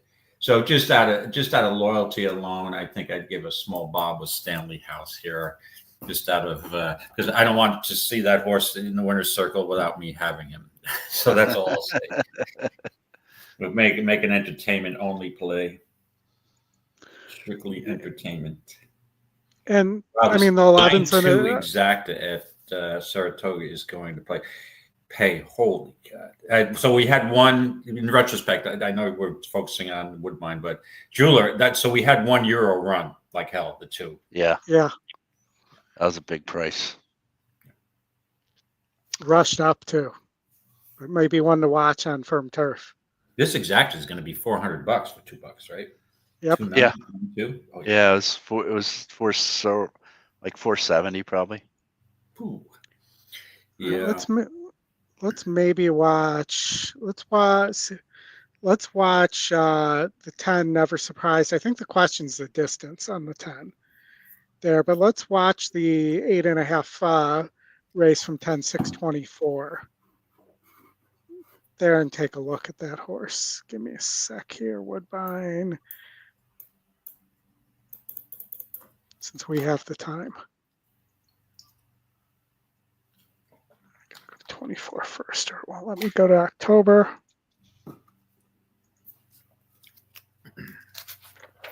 And that is race 10. Yeah. And this will be the one horse, so that'll be easy to follow because you will not have to worry about scratches there. Just a big pace advantage with that 10. And the last is Dare to Be King. So the 10 in this coming race is the one horse here. Locked. All right, I just put a small bomb on. As they break a perfect start. Away very nicely is Marquardt bidding for that lead coming through and Never Surprised on the inside. Deeper out going forward is Simcoe into third spot. And in behind them, fourth early is Shell Spite from Wicked Django. Yeah. And on the outside, Paleo. Wider is Last Dawn. 2 lengths away came Clear Destination. Yeah, I feel like the grandson. And about 8 or 9 lengths covers them as they work their way up the stretch. And Marquardt in front may have had Simcoe and Never Surprised. And that trio have established a bit of a break on them. About 3.5 to Shell Spite. Paleo the center, Last Dawn 3 wide and back on the inside. Wicked Django spots the leader about 7 lengths. And coming forward, Clear Destination. Right. At the back together, Dare to Be King and Grandson. Up the back stretch and whisking along, it's Marquardt in the lead by a couple of lengths from Never Surprised. A neck to Simcoe, 3.5 to Shell Spite. A length behind them came Paleo and Last Dawn. 1.5 to Wicked Django from Clear Destination. And the back markers remain Dare to Be King and Grandson the inside. There's been no change. So fast and pace, they went through the half mile in 46 and 4. Marquardt in front. A length and 3/4. Never Surprised. On the outside, Simcoe. Shell Spike coming forward on the rail in fourth pretty well. And around the outside, taking off, here's Wicked Django starting to run on very strongly. And as they come down to the quarter, the new leader, Never Surprised. Simcoe on the outside of Marquardt. Off the rail, Shell Spike. Wicked Django the outside, then Paleo, Last Dawn and Clear Destination. Never Surprised being tagged by Shell Spite. And coming on is also Simcoe on the outside, but it's Never Surprised who kicks away a couple of lengths to Shell Spite, knuckling down, and the others not doing enough. Never Surprised well clear, and no surprise from here. Never Surprised pretty impressive. Wins by 3. Right. I mean, definitely looks like a horse that could get the distance.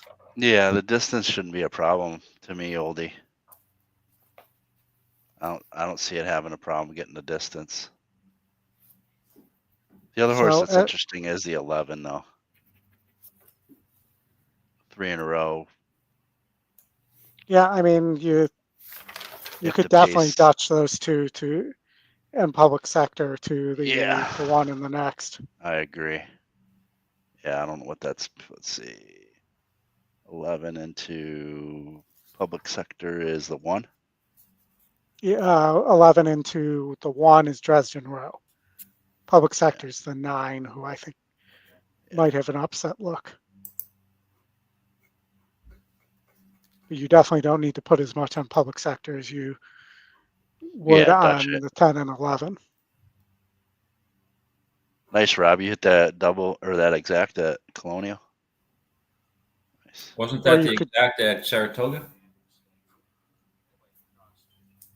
No, the exact. What it paid? You mean? No, he said Colonial race 9. Oh, 2-7 exacta box. I'm Yeah. sorry. I okay, gotcha. Apologize. All right, they're about to go in. We're not going to miss it this time.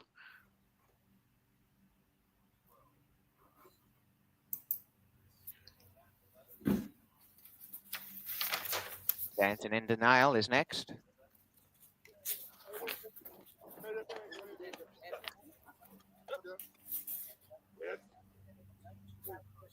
Dancing in Denial.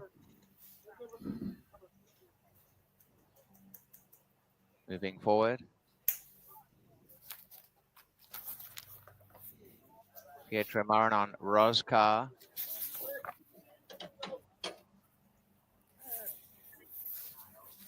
So late money coming in for Stanley House, who's now favorite.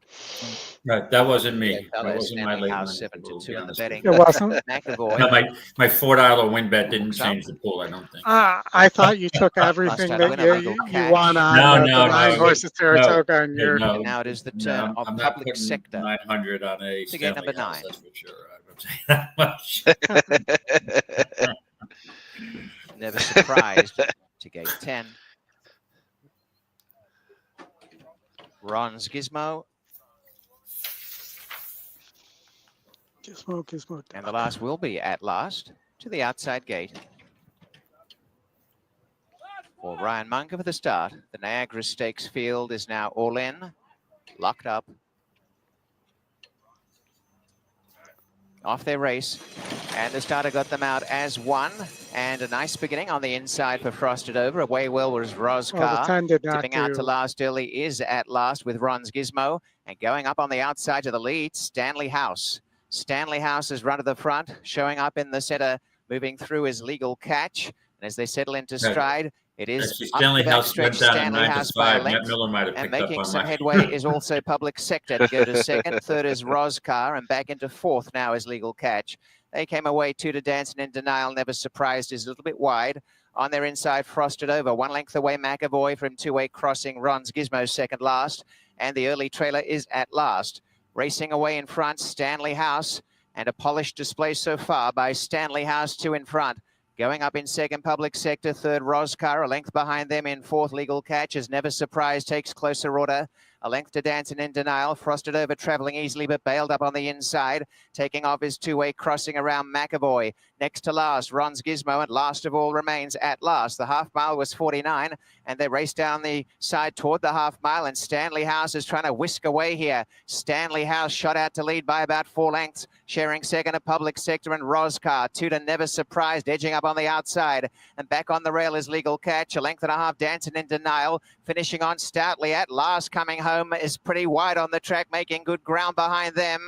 And next is 2-way crossing and Ron's Gizmo coming even deeper, making a run. But Stanley House scaring them today. Turns in the Niagara by 3 to Roscar. On the outside, kicking on his public sector. And down the outside, Never Surprised, Dancing in Denial and Legal Catch the rail. Stanley House trying to hold out in front and doing everything right. Stanley House has given them a galloping lesson in the Niagara Stakes. Yeah, he ran away Running with Yeah, I on didn't his see Dancing that in one Denial coming. into second No. I spot didn't with see him winning by Roscar, but this a is the margin real like Stanley that. House. No. Finally found Really his close. niche. It's the Niagara Stakes win.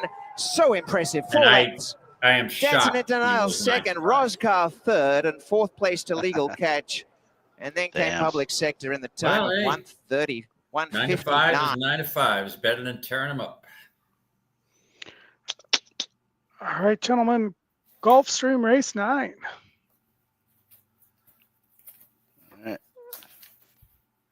Gulfstream, race 9.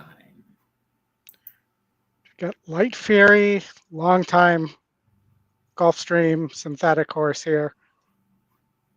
I mean, it's a real horse. It just likes running on the synthetic. All right, Mike, where do you want to go here?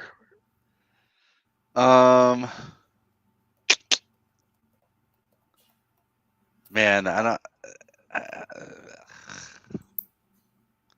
not a big fan of this race, but I don't necessarily like the 10.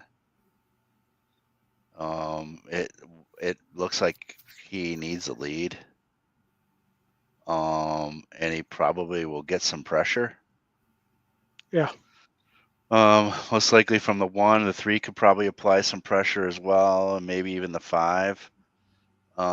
So for me, the horse I was kind of eyeing up a little bit. The problem is the recent claim going to Clifton Christie, who I'm not familiar with, was a 2. I thought had a chance, but the question is coming off the claim and second off a layoff. I just don't know. Yeah. That's the biggest question mark for me. David, as I keep an eye here, any thoughts?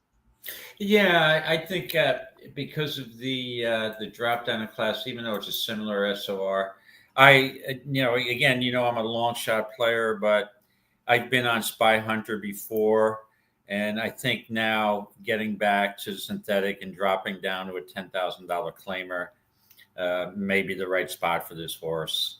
Jaramillo picks up the mount today. Is back to picking up the mount, and I mean, like I said, I just think even though it's a similar SOR group, I just think that this horse is in a good spot here. I mentioned tap it 3 times off the claim. It may be live here. The other horse I throw into my triple probably is the 11 Remerton off the claim. This horse has some back form. I mean, he's 9 for 13 lifetime on the synthetic, on the Tapeta, hitting the board. I like these Cantaros. It's just pretty hard-hitting horse. He's more likely the 11 to run second or third. So I would use the 1, and somehow I will try to get the 11 to hit the board second or third here. So those are the 2 horses I like. All right, they're going in the gate, but I'm going to throw a different horse out there and throw the 8 as an option, the second pick there. Horses should get the pace here to run into. Gosh, this is a gruff group. You're getting you got risk priced in. It's now post time.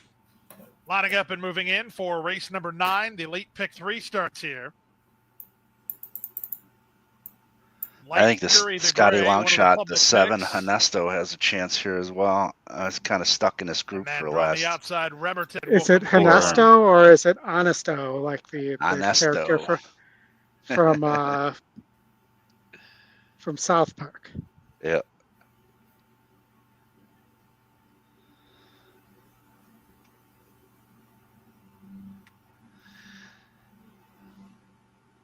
Sure has given this distance a try a few times. He's 2 for 18 at the distance. 7-year-old. I don't know. Probably on his last leg, so. I think also the 6 at 11 to 1 offers some value here too. I'm surprised at the offer 5 to 1 morning line. This horse is so high. At 11 to 1, I think. The outside, Remerton will complete the line. They're at the post. And they're off. Good start for Light Fury, the gray from the outside. From between horses, tap it 3 times, is trying to get into position. Bold advances at the rail. A bit wide to the first turn is Sunshine Frolic. He's about 4 or 5 deep. Spy Hunter is toward the rail. Nerves of Steel is between them. Then it's a length and a half back to the inside goes Honesto. On his outside, it's Lord of War. Lingering toward the back. Yeah, I was right. Golden Stern. They chase Light Fury, who's clear on the top end. 24 seconds for the opening quarter. Light Fury by Yeah, 3. the Over Bold Advance and Tap accent It on 3 the times wrong second and third. syllable. Spy Hunter fourth at the rail. 3 in front of Sunshine Frolic. It does look Moving at like the inside is Light Haskell. Fury's He's drawn getting a with an pretty 8 easy lengths of the lead pace here. setter. Yeah. Moving on his outside, that's Nerves of Steel. He's dropped back some. Then the trio of Lord of War, Guildenstern, and Remerton. And lingering at the back of the field is My Man Flint. And with the half and 47-4. Lively fractions here. Light Fury trying to bottom out the group. Bold Advances on the chase from second. 3 wide, Tap It 3 times at the rail. Spy Hunter. Running home from the back a bit is Guildenstern. He's 3 wide, passing Honesto and Sunshine Frolic. 3 more to Remerton as they round the far turn. The trailers remain Lord of War, and a long way behind is My Man Flint. Top of the lane, the leader, Light Fury. He has him stretched out a bit now. From the outside, Guildenstern. From the back, Lord of War underway. He's 6 wide. Off the turn in the stretch drive, 3/4. 112-1, and it's Light Fury to Light catch. Fury And is he looks a running away elusive with it. target. He's an eighth of a mile from home, and now he's 4 in front. Honesto's trying to catch Spy Hunter down the center, Guildenstern, but at 2-1, put a ring around Light Fury. Light Fury sharpened victory to win by 5. Spy Hunter clings to Good the call, place. Rob. Guildenstern Yeah. third, Good Honesto call. fourth. You In got 141-1. favorites, 1-2. All right, gentlemen. Del Mar kicking off here. Mike, it's your track. I'm going to go to you first. All right. Of course, it's a paid special weight 2-year-olds with all Going 5 firsters furlongs. on the turf, except for one of them who has a race under her belt, and that is the number 1. So the non-first-time starter of the group is the 1, who I am not going towards. So I will just let you know, I stuck on the 6, the firster for Callahan. Doesn't have a lot of starts with firsters, but enough. Based on 2-year-olds in success and such, he's up there. She's been training decently. She's not a flashy worker by any means. But definitely the breeding is what drew me towards her. I know the GSR is tops of the group, which is only a 59, but still tops of the group. And then you get Frazier aboard, who is definitely capable on the turf. So that's kind of where I lean, mainly because of the trainer, jockey, and pedigree angle here, because this is one of those races I just honestly spread for me. The other one was Miss Donna, who only has the sire only has a couple foals, so it's really not too much statistics on the foals success for the sire, so it's kind of hard.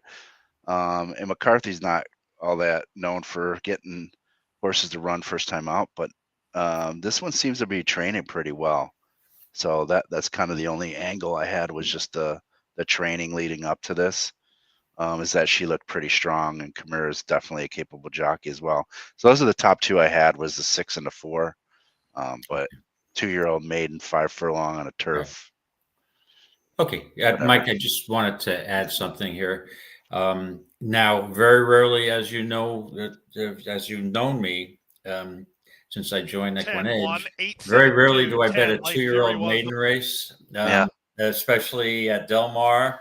But all I'm going to say, and this is on the turf, all I'm going to say is I am betting the 7 Hyper Gabby for Doug O'Neill. And that's all I can say. I can't tell you anymore. That was the third horse I had. But yeah, there's no logic behind it, but I have to, in all honesty, I want the person that told me about this horse to remain anonymous, so I will leave it at that. Yeah, JJ's hot, so it's kind of hard to not back one of the horses he's on. Right. The only thing is I think it's bred for dirt, but yeah. But the little birdie landed on my shoulder. There you have morning and chirped in my ear about something. So, and I can't disclose the little birdie's name. So let's go Hyper Gimme.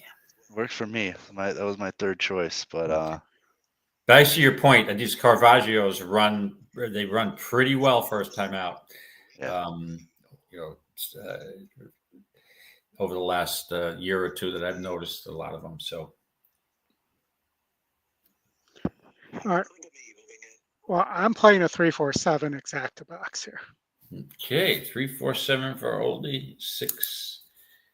And who's your 6-4 for Mike, right? Mike? Yeah, I had it 6.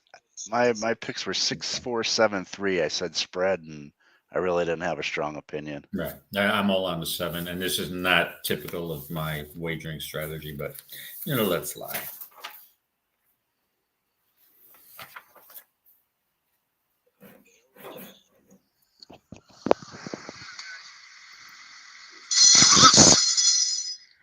And a fast start for Miss Q.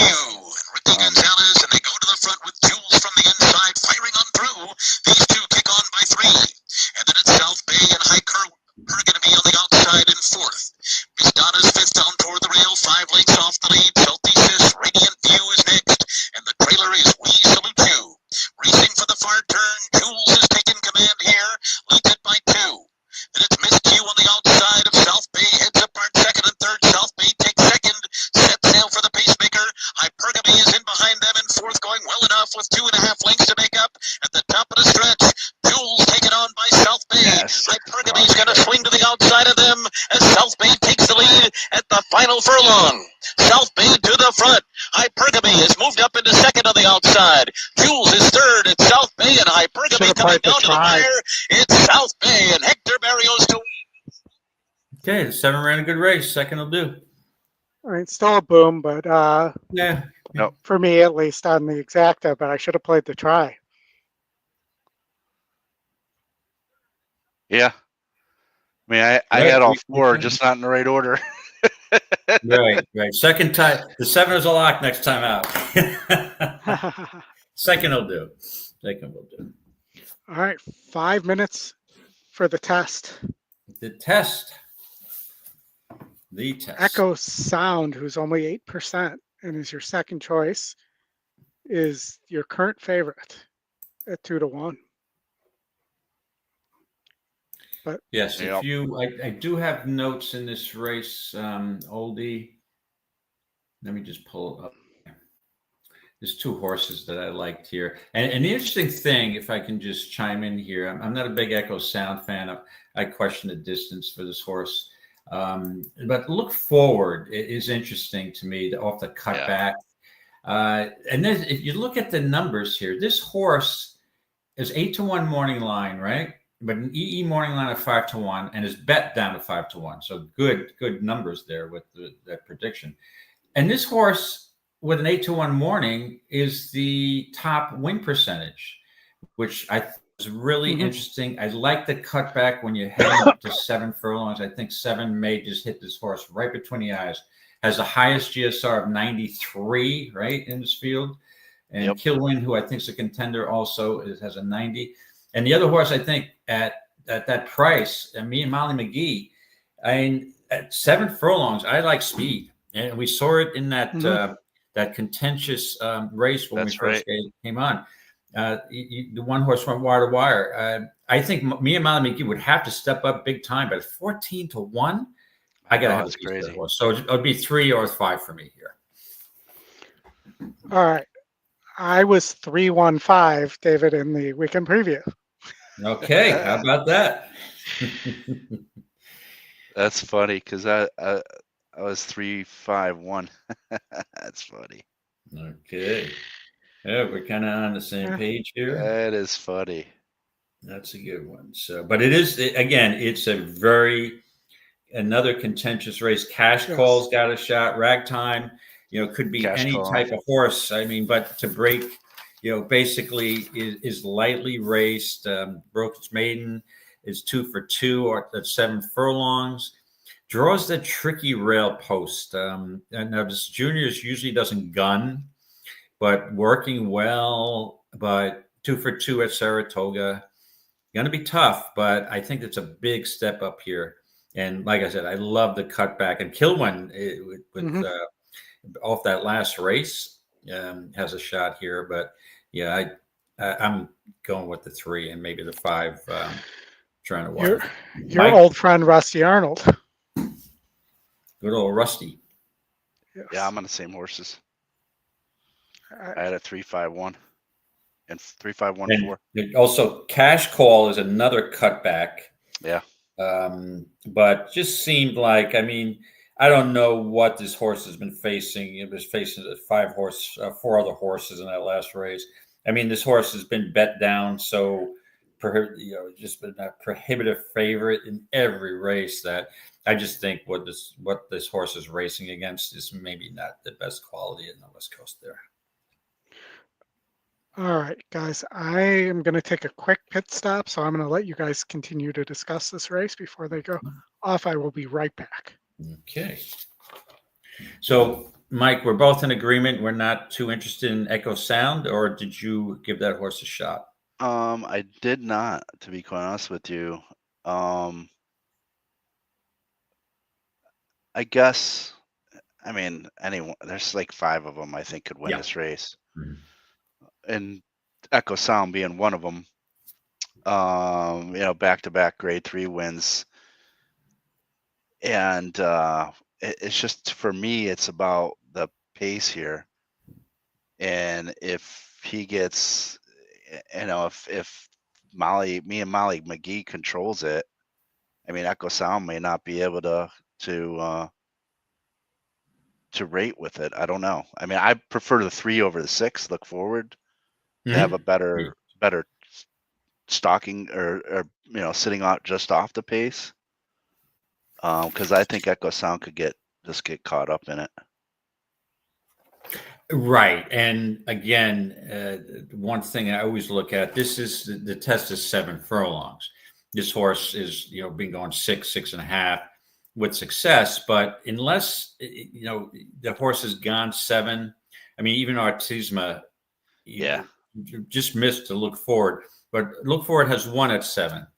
And I'd like to cut back. Actually, Look Forward has won 2 races at 7. So until you win at 7, at 2 to 1, I don't want any part of you. Right. However, Molly McGee has never won at 7, but it's all about value.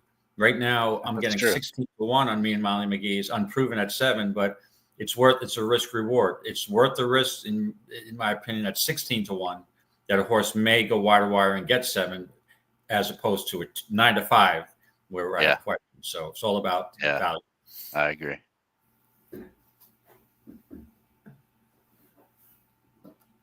Well, then, David, I'm interested. I'm looking forward to hearing your thoughts on the Whitney as well here, because you have an opportunity, if you think it's only 1 or 2 horses in that race, to double into that race here too. Well, if you want a sneak preview, you can look at some of my notes. But there's only one other horse, I think, besides the big 2, Fierceness and Sierra Leone. I think Fierceness, I give a big advantage to over Sierra Leone. I agree. I mean, Sierra Leone got a perfect setup in the Breeders' Cup Classic. They went wildly ridiculous early fractions, and that was a perfect setup. And Fierceness, to me, ran a great race in that he was closer to the pace and was the one that held on gamely. As you guys probably know, I'm not the biggest Mike Rapoli fan, but that horse is going to be tough to now. So I would give him the advantage over Sierra Leone. The horse I really want, and I think is the value of the race, is Highland Falls. Saez up. That prep race he faced basically nothing. That's a useful tune-up race. The horses won at 1 mile and 1/8 over the track. Yeah, it was a slightly, that Jockey Club Gold Cup was not the most contentious or best rendition of that race. This is a much tougher race with, those 2 big shooters in there, and also White Barrio. Post time, I think, is going to be a factor at some point closing. But I just think this horse is 6 for 11 lifetime. Can handle the distance. Is won at 1 1/4 miles, 1 1/8 miles. I just, for Brad Cox, I wouldn't leave him out. And I think that is the value of the race. If you're looking for value, I like Highland Falls here over White Barrio or Skippy Longstocking. How do you see this race, Oldy? So I think it's a 2-horse race, but I don't agree with you on the 2 horses. Okay. I think it's really only Fierceness or White Barrio. If they go fast and too fast for Fierceness, then White Barrio is going to win this race like he did the Pegasus. I don't see a case for Sierra Leone coming from the moon, even with Chad having a rabbit here. Mm-hmm. Yeah. Well, does Chad have the rabbit, or does James Ferraro have the rabbit in Mama's Gold?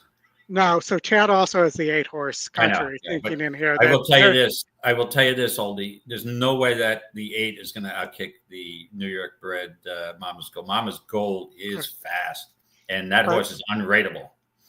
The 8's just here to ensure that there's a live pace. You can see this horse has no business in this race. It's going to press the it's going to press. Right.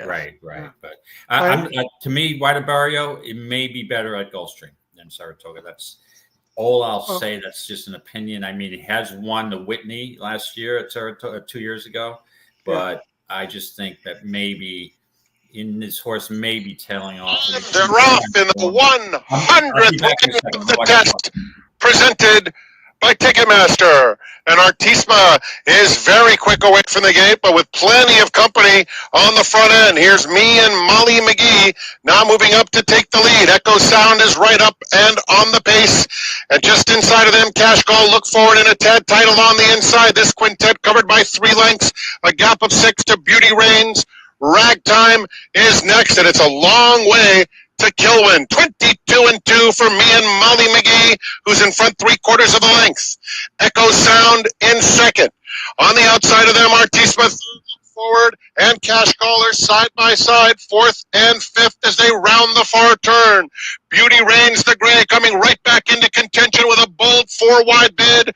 Ragtime is also angled to the outside. She'll have to go wide if she's picking off horses one by one. And Kilwin, who was so far back, is coming into contention. It's Artisma. Beauty Reigns at the top of the stretch. And on the inside, Echo Sound in front. Beauty Reigns, center of the track. Ragtime is coming now to challenge for the lead. And even Kilwin in with a shot too. Ragtime takes the lead, has to fend off Kilwin, who just keeps on coming. Kilwin gets up. One of my daughter's favorite places to go for ice cream, Kilwin's. Nice. What a race. Gentlemen, well, I am alive in this mid pick 5 to my single, which is White Barrio. Nice. That is nice. What a race, man. That pace was... Wow. That surprised me. I mean, it was a very sharp pace for 7 furlongs, but... Well, that stunk a rooski. At least for my contest play, that didn't sit well. What do we have coming up here? We got Woodbine in 5 minutes. We have the Seagram's Cup Stakes coming up here at Woodbine. Dresden Row is your favorite at 6 to 5. Okay, good race. Yeah. Kilwin at 6 to 1. Definitely contender. So, David, I am alive in the mid pick 5 to my single, who is White Barrio. Okay. Who I said on the weekend preview show was my top play on the Saratoga card. So we'll see if I'm right. If I'm wrong, okay. But if I'm right, it should pay nicely. Right. And right. I mean, you'll get White Barrio will be the third choice. So you probably get at least, again, with IRAD aboard, you'll he'll be a little overbet, but I think he'll get at least 3-1, right? 3-1, 7-2. I think based on what I saw in the doubles, you're going to get way more than that. Okay. The double probables had. So if you look at the favorite, they were 5-1 on Fierceness, 9-1 on Sierra Leone, and White Abario was 21-1. Yep. Okay. Wow. Makes sense. So we'll see. But all you can ask for when you single in the last is to be alive to your single, right? That's right. Yeah, absolutely. Absolutely. Because he does have a legitimate shot. Absolutely. I'm not, I don't know. There's something about, I just had a feeling watching him in the Met Mile and this winter at Gulfstream where he was in rare form. Maybe he peaked early in the year in January. Now he's had the layoff, obviously can bounce back, but I mean, Safi's been a little cold. Well, he had a better meet last year at Saratoga. Obviously contender, but there's something about him. I think he may be in my opinion, I get the suspicion he may be tailing off a bit, but I hope for your sake, I hope that he rebounds because that's a good score. Well, I think both him and Fierceness wanted nothing to do with a one-turn mile with a lone speed sprinter in it. Right. On Belmont Day. So, I think they're getting back to the distance they both should be running at. Absolutely. And Raging Torrent did freak that day.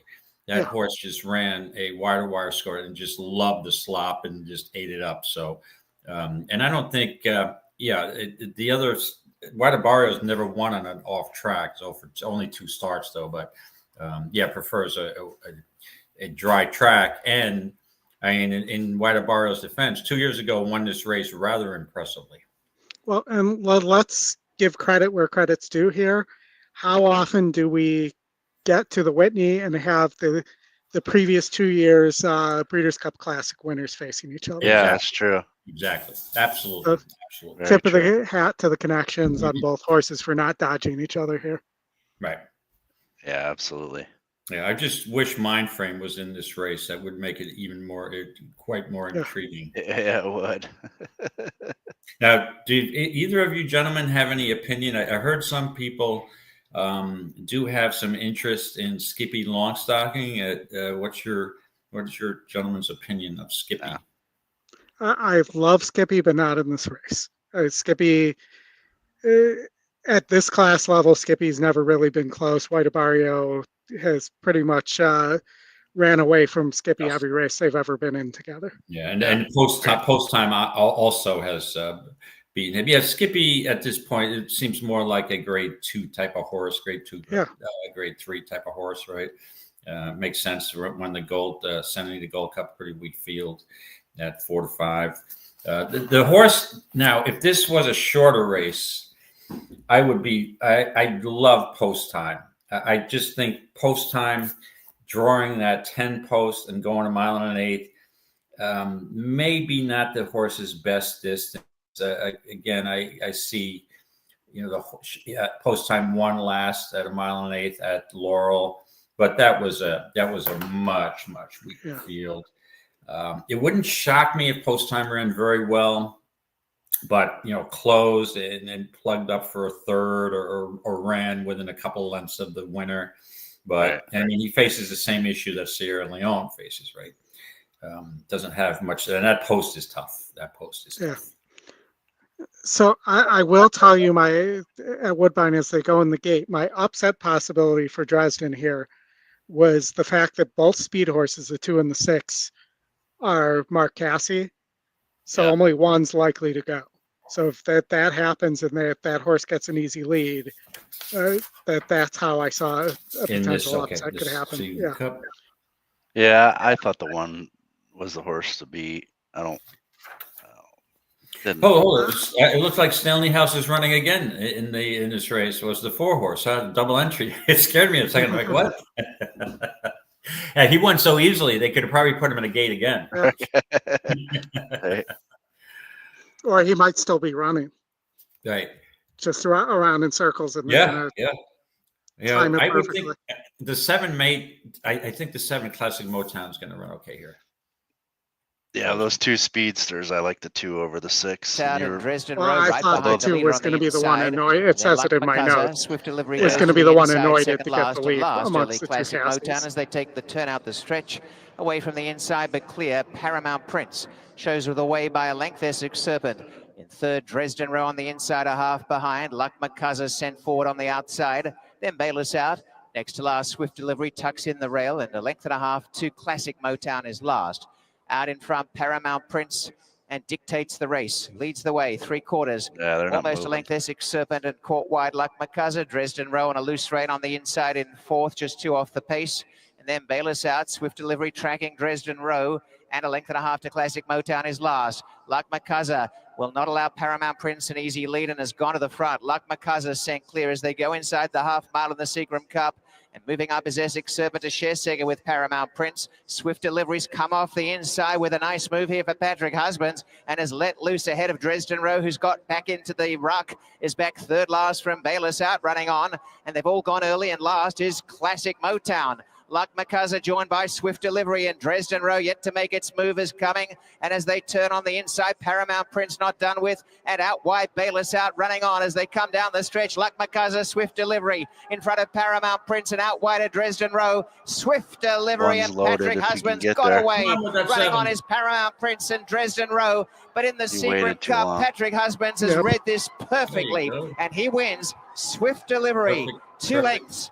Dresden Row Waited too second, long. Paramount Prince third. Way too and either long. Classic Motown or Perfect trip. Way too long on that one. Yeah. All right, we got the race 10, the last, I believe, at Gulfstream. All right. All right, so we got, I know you're looking at Gulfstream, but because it's the Whitney, I'm looking at sneak peek at the odds, and Oldy, you are right. Fierceness is right now even money. Sierra Leone is 9-5, and Guadabario is 4-1. And the horse I like, Highland Falls, is 21-1. Oldy, that pick 5 is gonna pay, dude. Well, if it hits, it doesn't pay anything if it doesn't hit. I understand that. I've not looked at the will pays yet, but now you're I won't- making me look. You gotta look. You gotta look. This is the last leg, is what you're saying. Yes. Right. Ooh, okay, that is going to pay. Yeah.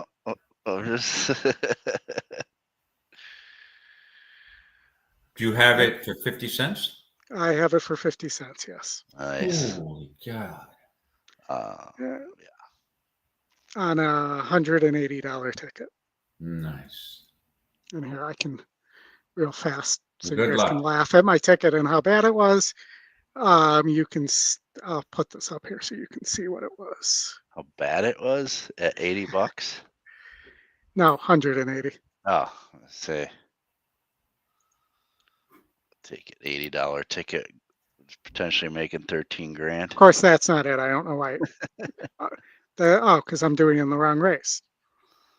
There we go. It had my stuff locked in. It just was doing it in the wrong race. There we go. And it definitely was not $1,203 either, but there we go. So the We're not seeing one, your ticket. We're not seeing your ticket. if I hit share, it would help, wouldn't it? There you go. Please. The one, the Good. 3, I'm sorry, the 1, the 8, the 9, the 2, and now it's Guadabario or not a Guadabario time. Well, we'll be rooting for Guadabario. But that's for sure. I hope you make the score.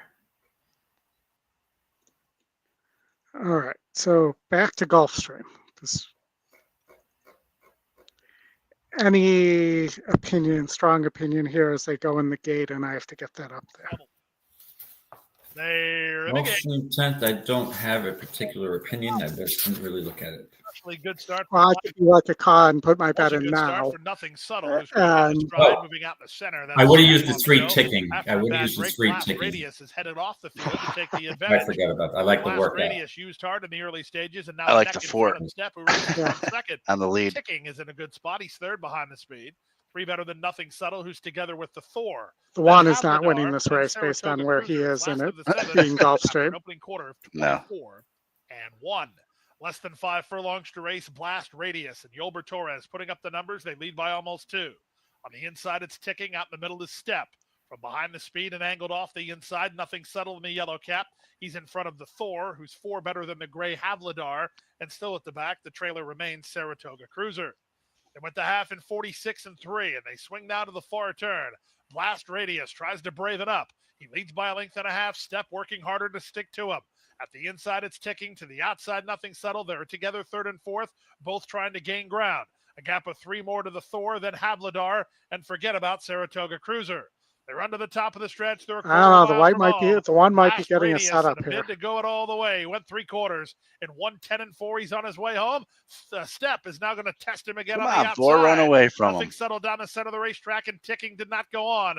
They're less than an eighth from home. Step on the outside. Blast Radius towards These are the some rail. tired They're both horses. tired from way Yeah. back. Havladar He's from holding on, downtown. though. They come past the 16th. Keep battling. Havladar is surging, but he's out of time. It's Stepping on the inside. Blast Wow. Radius. These two That are was to win close. victory. Yeah. Blast Radius Step ran a surged and Blast game Radius. race. Neither refused to Digging in yield. there. It's a win photo to kick off the late That was double close. in 138 flat. Looked like the 8 to me. Yeah. All right, we got some time. We got Del Mar race 2 coming up here, Mike. Yeah. Race 2. As soon as it decides to refresh there we go. Charlie Foxtrot is the top pick here. What were your thoughts here? So I was on Charlie Foxtrot. I don't never pay attention too much to odds when I handicap out of the gate. Been facing tougher for Charlie Foxtrot. Glatz 34% with the class drop, 28% first race back after with a 2 to 6 month layoff. Rumor has it that first time geldings win at some low percentage, but because that's kind of the only knock here. But I do like the training as of late coming into this one. And then Glatt is doing just fine at the meet, so that's who I landed on top. And then the other one I was looking at was the 7 Mutt Dillon for a price here. Okay. From Paula Capistro. It's been racing fairly well against similar SOR groups. Kind of a steady runner, single kind of pace runner. But he is 3 for 4 at the distance and the money. So could he win? Possibly, but I like it as a nice price horse underneath for sure, to get a piece. So those are the 2 that I was falling in on. And the other one was the 3, but those 2 were the ones that I focused in on. Okay. David, any thoughts? In all honesty, Oldy, no, I didn't. I looked at this race quickly, and I really did not have a strong or even a weak opinion. So I opted for no opinion, and I'm looking on what to do in the Whitney at this point. So I apologize. I'll watch this race and make for future reference. All right, I am going to go with the 1 Veracruz. First time saddler coming out of the Glatt barn, going to dirt by City of Light, seems to be working well. Top win percentage here. You're getting 5-2, which I think is a fair price. And then I like the 8 and the 2 underneath as long shots underneath. Interesting. The 2 may need the lead. We'll have to see. But the 8.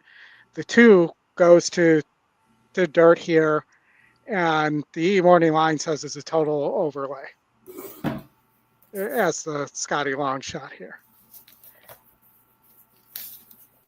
And has a couple good efforts on the turf that if they translate here, could be better than this group.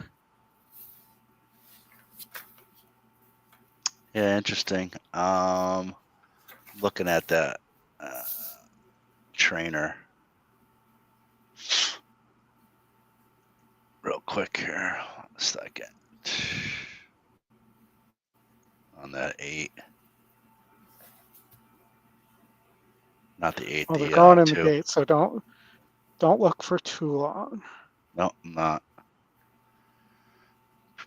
I didn't even get anything in on the 2, but hold on, I'm gonna get the sound on here. Yeah, 0 for 16 on the move on the surface change. So Side, Veracruz comes through with the rail now to take up the running and take a slight lead. Charlie Foxtrot going up in between horses. Beneficial is right there in the early mix as well. Then back to about last night, Kid Dynasty into their inside, Smiling Tizzy.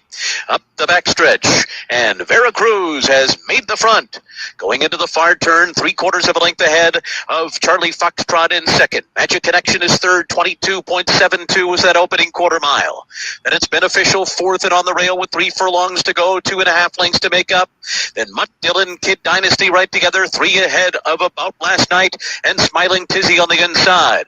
Charlie Foxtrot has taken the lead, and the rail's open for Beneficial, who comes pounding on through. Veracruz has given way to third, and they're into the stretch, and with an inside trip, Beneficial and Kazuki Kimura have taken the lead here. On the inside, Charlie Foxtrot on the outside keeps on fighting, though. These two well clear the others, and now Charlie Foxtrot has taken the lead. Charlie Foxtrot drifting to the center of the track. Charlie Foxtrot. Good call, guys. No. In favor, 8 to 5 favorite. All right. All right. First time gelding. So that was one of the 8% of the time, supposedly. Yeah, it was it's increasing the percentages. All right, we have 12 minutes to the Whitney. Yeah, No other baby. action before that, so got a clear path to the Whitney here. Cool. I'm gonna go take a body break. I'll be right back. Okay. All right, David. I mean, we've discussed this, but let's run the race sim, not the weight Sure. sim, and let's start with that and move from there.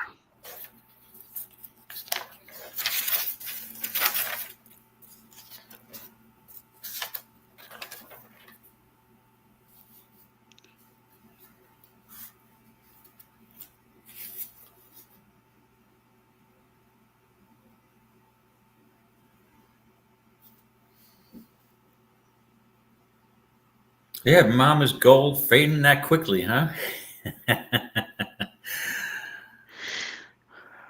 They do have Mama's Gold fading. Yes. James and his Ferraro. I've been Murad before in these situations, so I would not be shocked if Romero Murad got away here. I just don't think the horse has the staying power here for this distance against this level.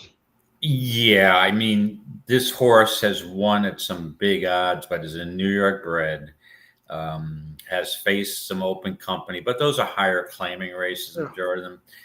But I've seen this horse dig in a number of times before, going a mile and an eighth, and just gets brave back in October in 2024 in the Empire Classic. Just, it was cruising on a lead, and I'm like, wow, this horse is going to get fried here, and just dug in and get brave and held on, and back-to-back wins and optional claimer the next time out.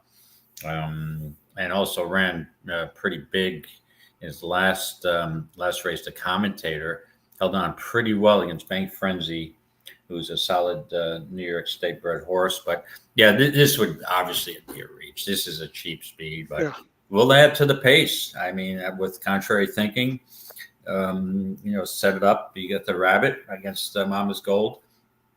I'd be interested to see, that we'll set it up for obviously Chad thinking putting that 8 horse in. But again, with Sierra Leone, everything's just got to go right for that horse.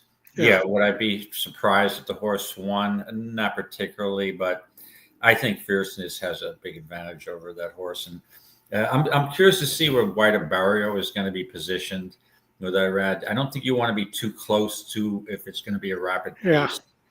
And Fierceness, I mean, can you see a scenario if with Fierceness takes the lead, you think White Barrio can run that horse down, or would it be more beneficial for White Barrio to get the jump and try to have Fierceness run him down? I'm not sure what the best Irad approach is going to take. What approach is going to take? Yeah, that's going to be interesting because both horses can kind of do both, but I think White Barrio is a little bit better coming from off the pace. Mm-hmm. Yeah, I mean, and you got to. Go ahead. I mean, White Barrio's won 10 races out of 22 starts. I mean, hard-hitting horse, and I mean, you're alive for a big score here. So, if my horse, listen, I won't be. No matter what happens, if your 7 beats my 3, which is based on the odds, is probably more likely, but. You'd be winning a lot more money than I would, but the 3, so I'll root for you. But yeah, I just, again, not sure that White Barrio is in the same form. I may be wrong, and for your sake, I hope I'm wrong. But I know he loves Gulfstream, so he has. And again, but he had won the Whitney 2 years ago in a pretty impressive performance. You know what? I'm curious because I didn't check this. That Whitney that day, what was the SOR of that race compared to today? Because I think it was weaker, but I might be wrong. I'm looking for it. Yeah, why am I not seeing it here? Am I going to? I don't see a Whitney. Yeah, the Whitney was. Oh, there it is. Sorry, 23. It was in 82, so it was slightly weaker, but not much. Right. And won that one pretty easily as well. Right. And the Pegasus had an 80 rating, SOR rating. And the Met Mile, again, the 1 mile at the Breeders' Cup Classic, which he won, was an 82. So it's a little bit of a step up, but nothing drastic. So what I'm doing to potentially cover the at least some of the money from the I mean, obviously I'm not going to go nuts here, but at least cover my investment. Right. Is I'm playing 2 straight exactas. I'm going to play a $20 9.7 exacta and a $20 5.7 exacta.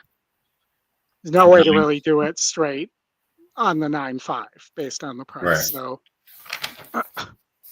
So you mean you're not going to do what Andy Beyer suggests, to throw out the 4, throw out the 6, throw out the 8, and just put 1,000 to win on everybody else in the race? No.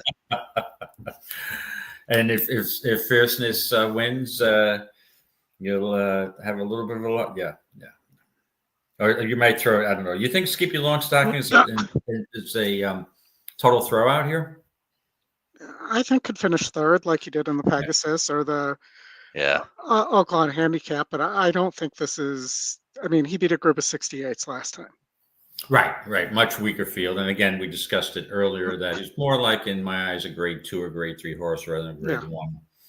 I mean, he ran a decent race. He's only 6 lengths behind White Barrio in the Pegasus, and really the only other race he won besides that weak race at Santa Anita was the Charlestown Classic, which is the bull ring, which he was facing. Yeah. Not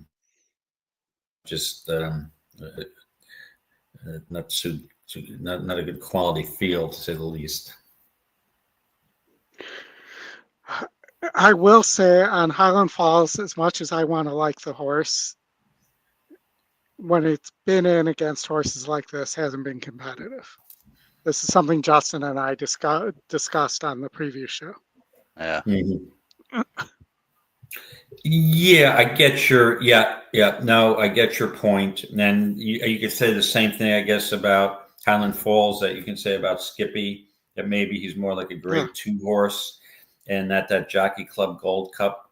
And so we're going to look at the same thing on the SOR and the Jockey Club Gold Cup that day. That had to be a because I know that field was weak. Yeah, it was 78 SOR in the when he won. This is an 86 because he beat Parnas and Disarm. But with that being said, he still ran quite well, and that was a pretty good time. But I see your point. Yeah, it may be a stretch, but I will never doubt or sell short-bred Cox getting a horse ready for a stakes race. Right. I just think that maybe he just, to me, he seems to offer the most value in the field, and it's risk reward again for me. What is I'm locked here. What is his current odds on 16 to 1? Yeah, 16 to 1 to me. That's the best value in the race because I think he's going to run better than a 16 to 1 shot, and I'm hoping to get at least 12, but we'll see how it goes. To put a horse in the winner's circle, the other horse I really don't like is Post Time, the 10. Now, Post Time is a hard-hitting horse. I mean, this horse is 11 for 18 lifetime. Yeah, but I still think he's more effective at a mile and maybe a mile and a 16th. But it wouldn't shock. I mean, he ran a decent Whitney last year. And I think the muddy track also moves him up. He's 2 for 3 on a wet track. I mean, if this track was an off track, real sloppy, I'd move him up a bit. But it wouldn't shock me. I don't like the post is awful. But he's a closer, so he's going to tuck in. And with a rapid pace, and obviously you've got 2 closers. One is Seattle Leone, this is Post Time. And obviously Post Time has won a Breeders' Cup Classic and been really close in a lot of grade ones. The Derby, the Jim Dan, the Travers, a solid third. So it's hard to say, well, Post Time is going to beat Sierra Leone. That seems unlikely, but I still think he can plug up and run a decent race, tucking in. Yeah, I will say I think he may be better at one turn altogether. Right, Post Time. Absolutely. Yeah. Oh, yeah. I mean, he has a lot of wins at 7 furlongs and 6 furlongs. Mm-hmm. So Tony's mentioning the 6 Disarm with a big price. I just concerned about his ability against the rest of this group here. I mean, he's won at the distance. He had a pretty good effort against in the Travers a couple of years ago when he finished second at Archangelo. But I think he's unlikely. And again, with Post Time, that Met Mile he ran last year was bang up to National Treasure.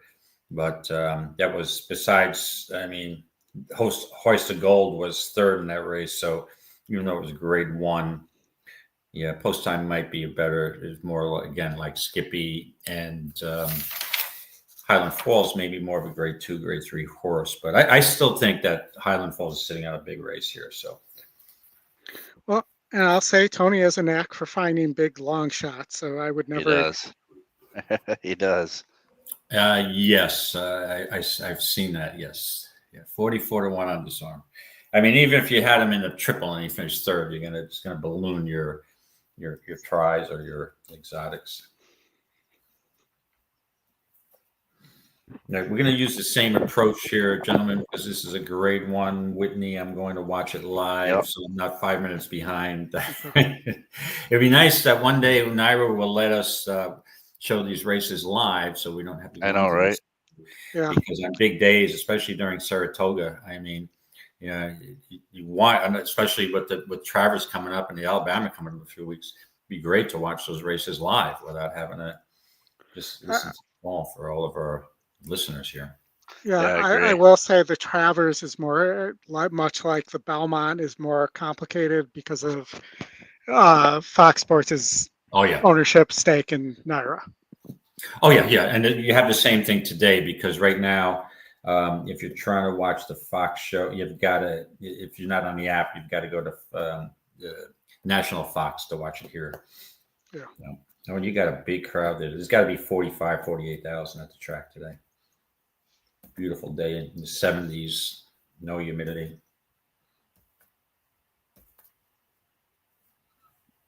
All right. All right, we've got Fierceness at even money, or as Oldy likes to say, 1-1, and Sierra Leone at 9-5. I thought you'd get a little bit of a better price on Sierra.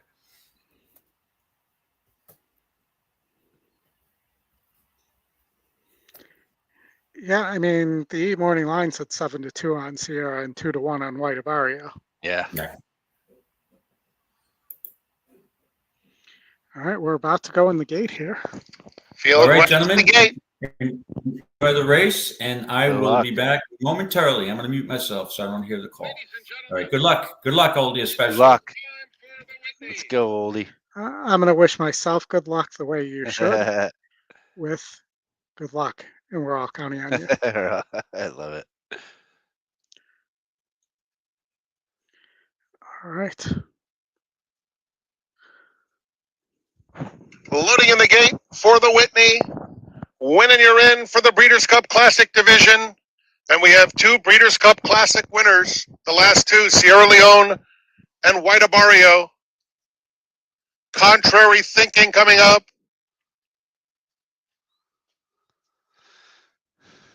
Here's Fierceness walking into the gate. Earner of $4.5 million. Fierceness takes up his spot. Post time to the outside. Just waiting on post time.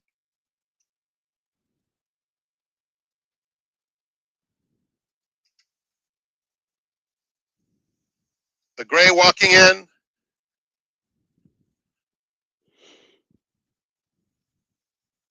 They're in the gate. And they're off in the 98th running of the Whitney. And Fierceness did break very alertly, but Mama's Gold is sprinting up to take the early lead.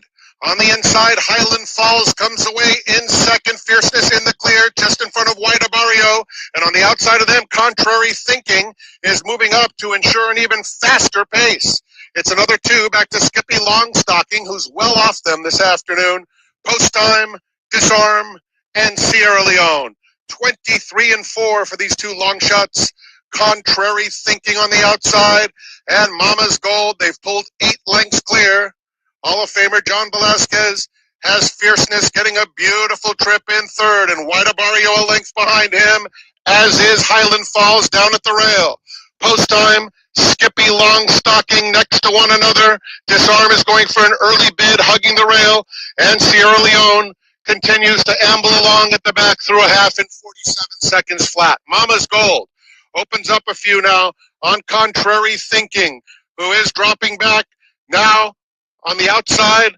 Moving into contention is Fierceness after a huge early bid from Skippy Longstocking. That was a sudden move. He went to battle. Fierceness takes control, though, and moves right by him. And Sierra Leone is starting to rev up. He is right behind White Abario as the field turns for home. Fierceness is the one to catch. He has a 3-length lead. No. Sierra Leone down the center of the track is coming. And Highland Falls is in there too. But it's Sierra Leone who takes the lead from last to first. No. Highland Falls trying his best. Sierra Leone has. Wow, that horse is freaking good. Nice race. Nice race by that. Played out exactly, I think, the way Chad wanted it to, with his rabbit there ensuring the pace. Yeah. But as well, if this was a closer race, you had several opportunities for inquiries there with Sierra Leone lugging in.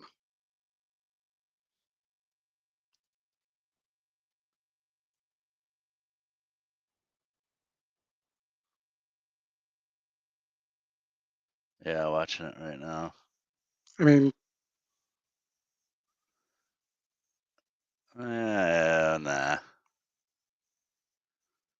It didn't. Yeah. No, there's nothing there. Damn, man. you know, that they make such a big deal out of winning you're in that they should up the stakes and have lose if you're out to losing you're out. So you're taking a risk by entering the race. Yeah. Man, Sierra Leone or Fierceness just stopped. Ran out of gas.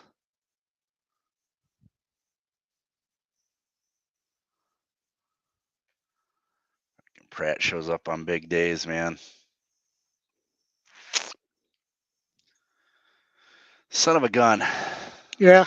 Yeah, that contrary thinking went, and then everybody's making a middle move there, and tough beat with the White Barrow. Highland Falls ran a game race, so that was a good performance there.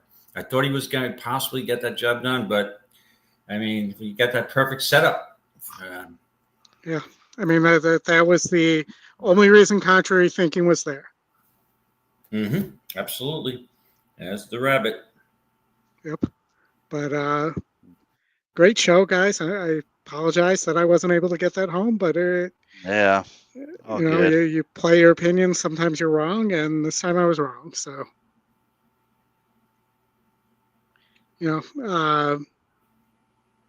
on to the next. We can close out maybe with the last at Gulfstream and the last at Woodbine, if that's all right, gentlemen. Okay, that works. Provided they don't go off on top of each other. Right, exactly. But I can arrange this with split screen here, and we can do it that way too. But what do you gentlemen like at Gulfstream? At Gulfstream, the 11th at Gulfstream. Let me just take maiden 17.5 claimer. Oh boy. Okay. Immediate. My immediate is looks like the pace is gonna melt up front, and then the 3 is gonna have the first run by the looks of it. It's been facing tougher up until the previous race. It been on a synthetic, goes back to the turf, and doesn't have the greatest of figures. Been a beaten favorite 3 times. The last one was actually last turf race was a beaten favorite. But should see some pace to run into. Yeah, I have this pace setup rated as high risk. Yeah, the other one would be the 5, Accelerate Me. First off, a claim for Mark Pasley, and looks like it could close into speed as well. Been facing similar. Did run a mile back in May at Gulfstream, finishing in 3rd by 2 3/4 lengths. It doesn't seem like it passes. It doesn't have a late kick. It's just more of a single pace passing tired horses, though. That's the only negative there. Well, I'm going to say that because they're going in the gate, I'll just say I'm on the Scotty Longshot first time starter. Okay, and how can I resist not betting a horse named David H? I just saw that. That's it. I just put on a 50-1 shot of win place bet. I love it. 3-1, on flag. You got an EE How did you not play David H? You got an EE morning line angle there. Lobby to the outside. 57-1.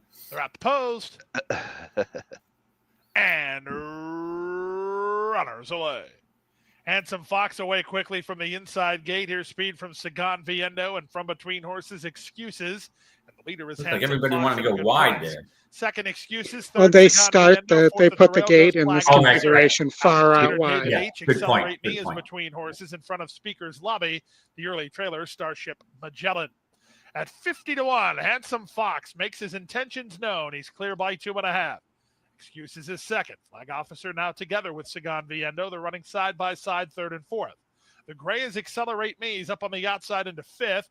At the rail, sixth is Speaker's Lobby. Toward the back of the field here are David H. and Starship Magellan. 23-3 for the opening quarter. Handsome Fox taken on by Excuses in the two-path. Still waiting in the wings are Flag Officer and Sagan Viendo, third and fourth. Down at the rail goes Speaker's Lobby in front of Accelerate Me, who's been given the hurry up now. The trailers are David H. and Starship Magellan. The half mile complete in 48 seconds flat. They leave the backstretch and move on to the far turn. And here's Meneses on Excuses, turning up the heat on the big long shot Handsome Fox. Sagan Viendo is 3 wide. Flag Officer Gonzalez trying to thread through traffic. He's following Excuses into fourth. 5 ahead of an improving Accelerate Me, who passes Speaker's Lobby, and they're on their way home. Sagan Viendo is up to take over the lead. Right back at him is Excuses from second. Flag Officer's off cover, but his bid is stalled. They're an eighth of a mile from home, and Sagan Viendo, he sets sail for the money, and he puts him away. Sagan Viendo and Leonel Reyes clear off to win the Saturday finale at 6-5. They're 5 and. All right, that was the prohibitive favorite. First and second, the two chalks. All right, Woodbine. All right, the finale at Woodbine, correct? I like the 6 here with Savachi aboard for Cassie. Had a lot of chances. It's true. Most of them have. I'd take a shot with the 11 here at a huge price. Yeah, I don't hate the 11 either. I thought the do I have the sound on here now? I think the 14 post is kind of tough there for the favorite. Oh, absolutely. And stablemate One Hot Mess. In the 8, Lady Iona, third race off a layoff. And the last will be Sunlit.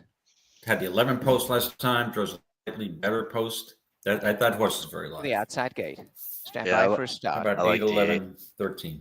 I like the 8. Fillies and mares are all in. Locked up.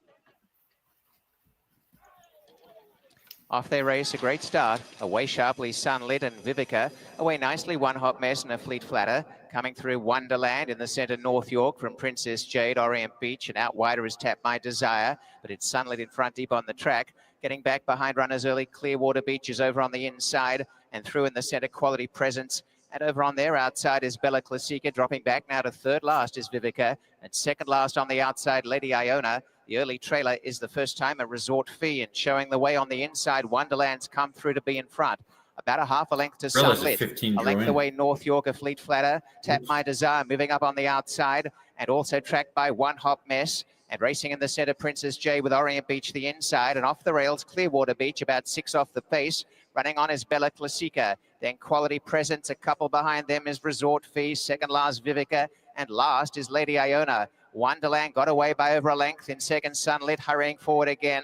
Third, a Fleet Flatter. North York the inside. Coming through nicely. Clearwater Beach in the centre. Over on the inside, Orient Beach. And as they turn for home, Lady Iona from last starts a wide run. Quality Presence the inside. Down the stretch, Wonderland in front. Out a couple to North York and Clearwater Beach in the clear. Then Sunlit, a Fleet Flatter, Princess Jade. And as they come down the stretch, narrowly Wonderland on the inside. North York, the outer Clearwater Beach have gone up and taken over, and Clearwater Beach in front. Wow, Clearwater Beach and North York, the top two. It's Clearwater Beach and Nectar, North York. Clearwater Beach, a really polished win. Wow. Clearwater Beach first, North York second, Wonderland third, and then a Fleet Flatter, Quality Presence, Princess Jade for the rest. And the time is 1:34.95. That's a price to close the show if you had it. That's a price. I used the wrong 40-1 shot instead of the 11. I should have used the 1. Too bad I don't have a condo in Clearwater Beach. Right. instead of having my name David H, that would be the hunch play. So, all right. All right, gentlemen. Okay. It has been a lot of fun. It is. Yep. Good time. Yeah, we had Appreciate some competitive races, and appreciate. Thanks for everybody listening in today, and we'll catch you guys next time.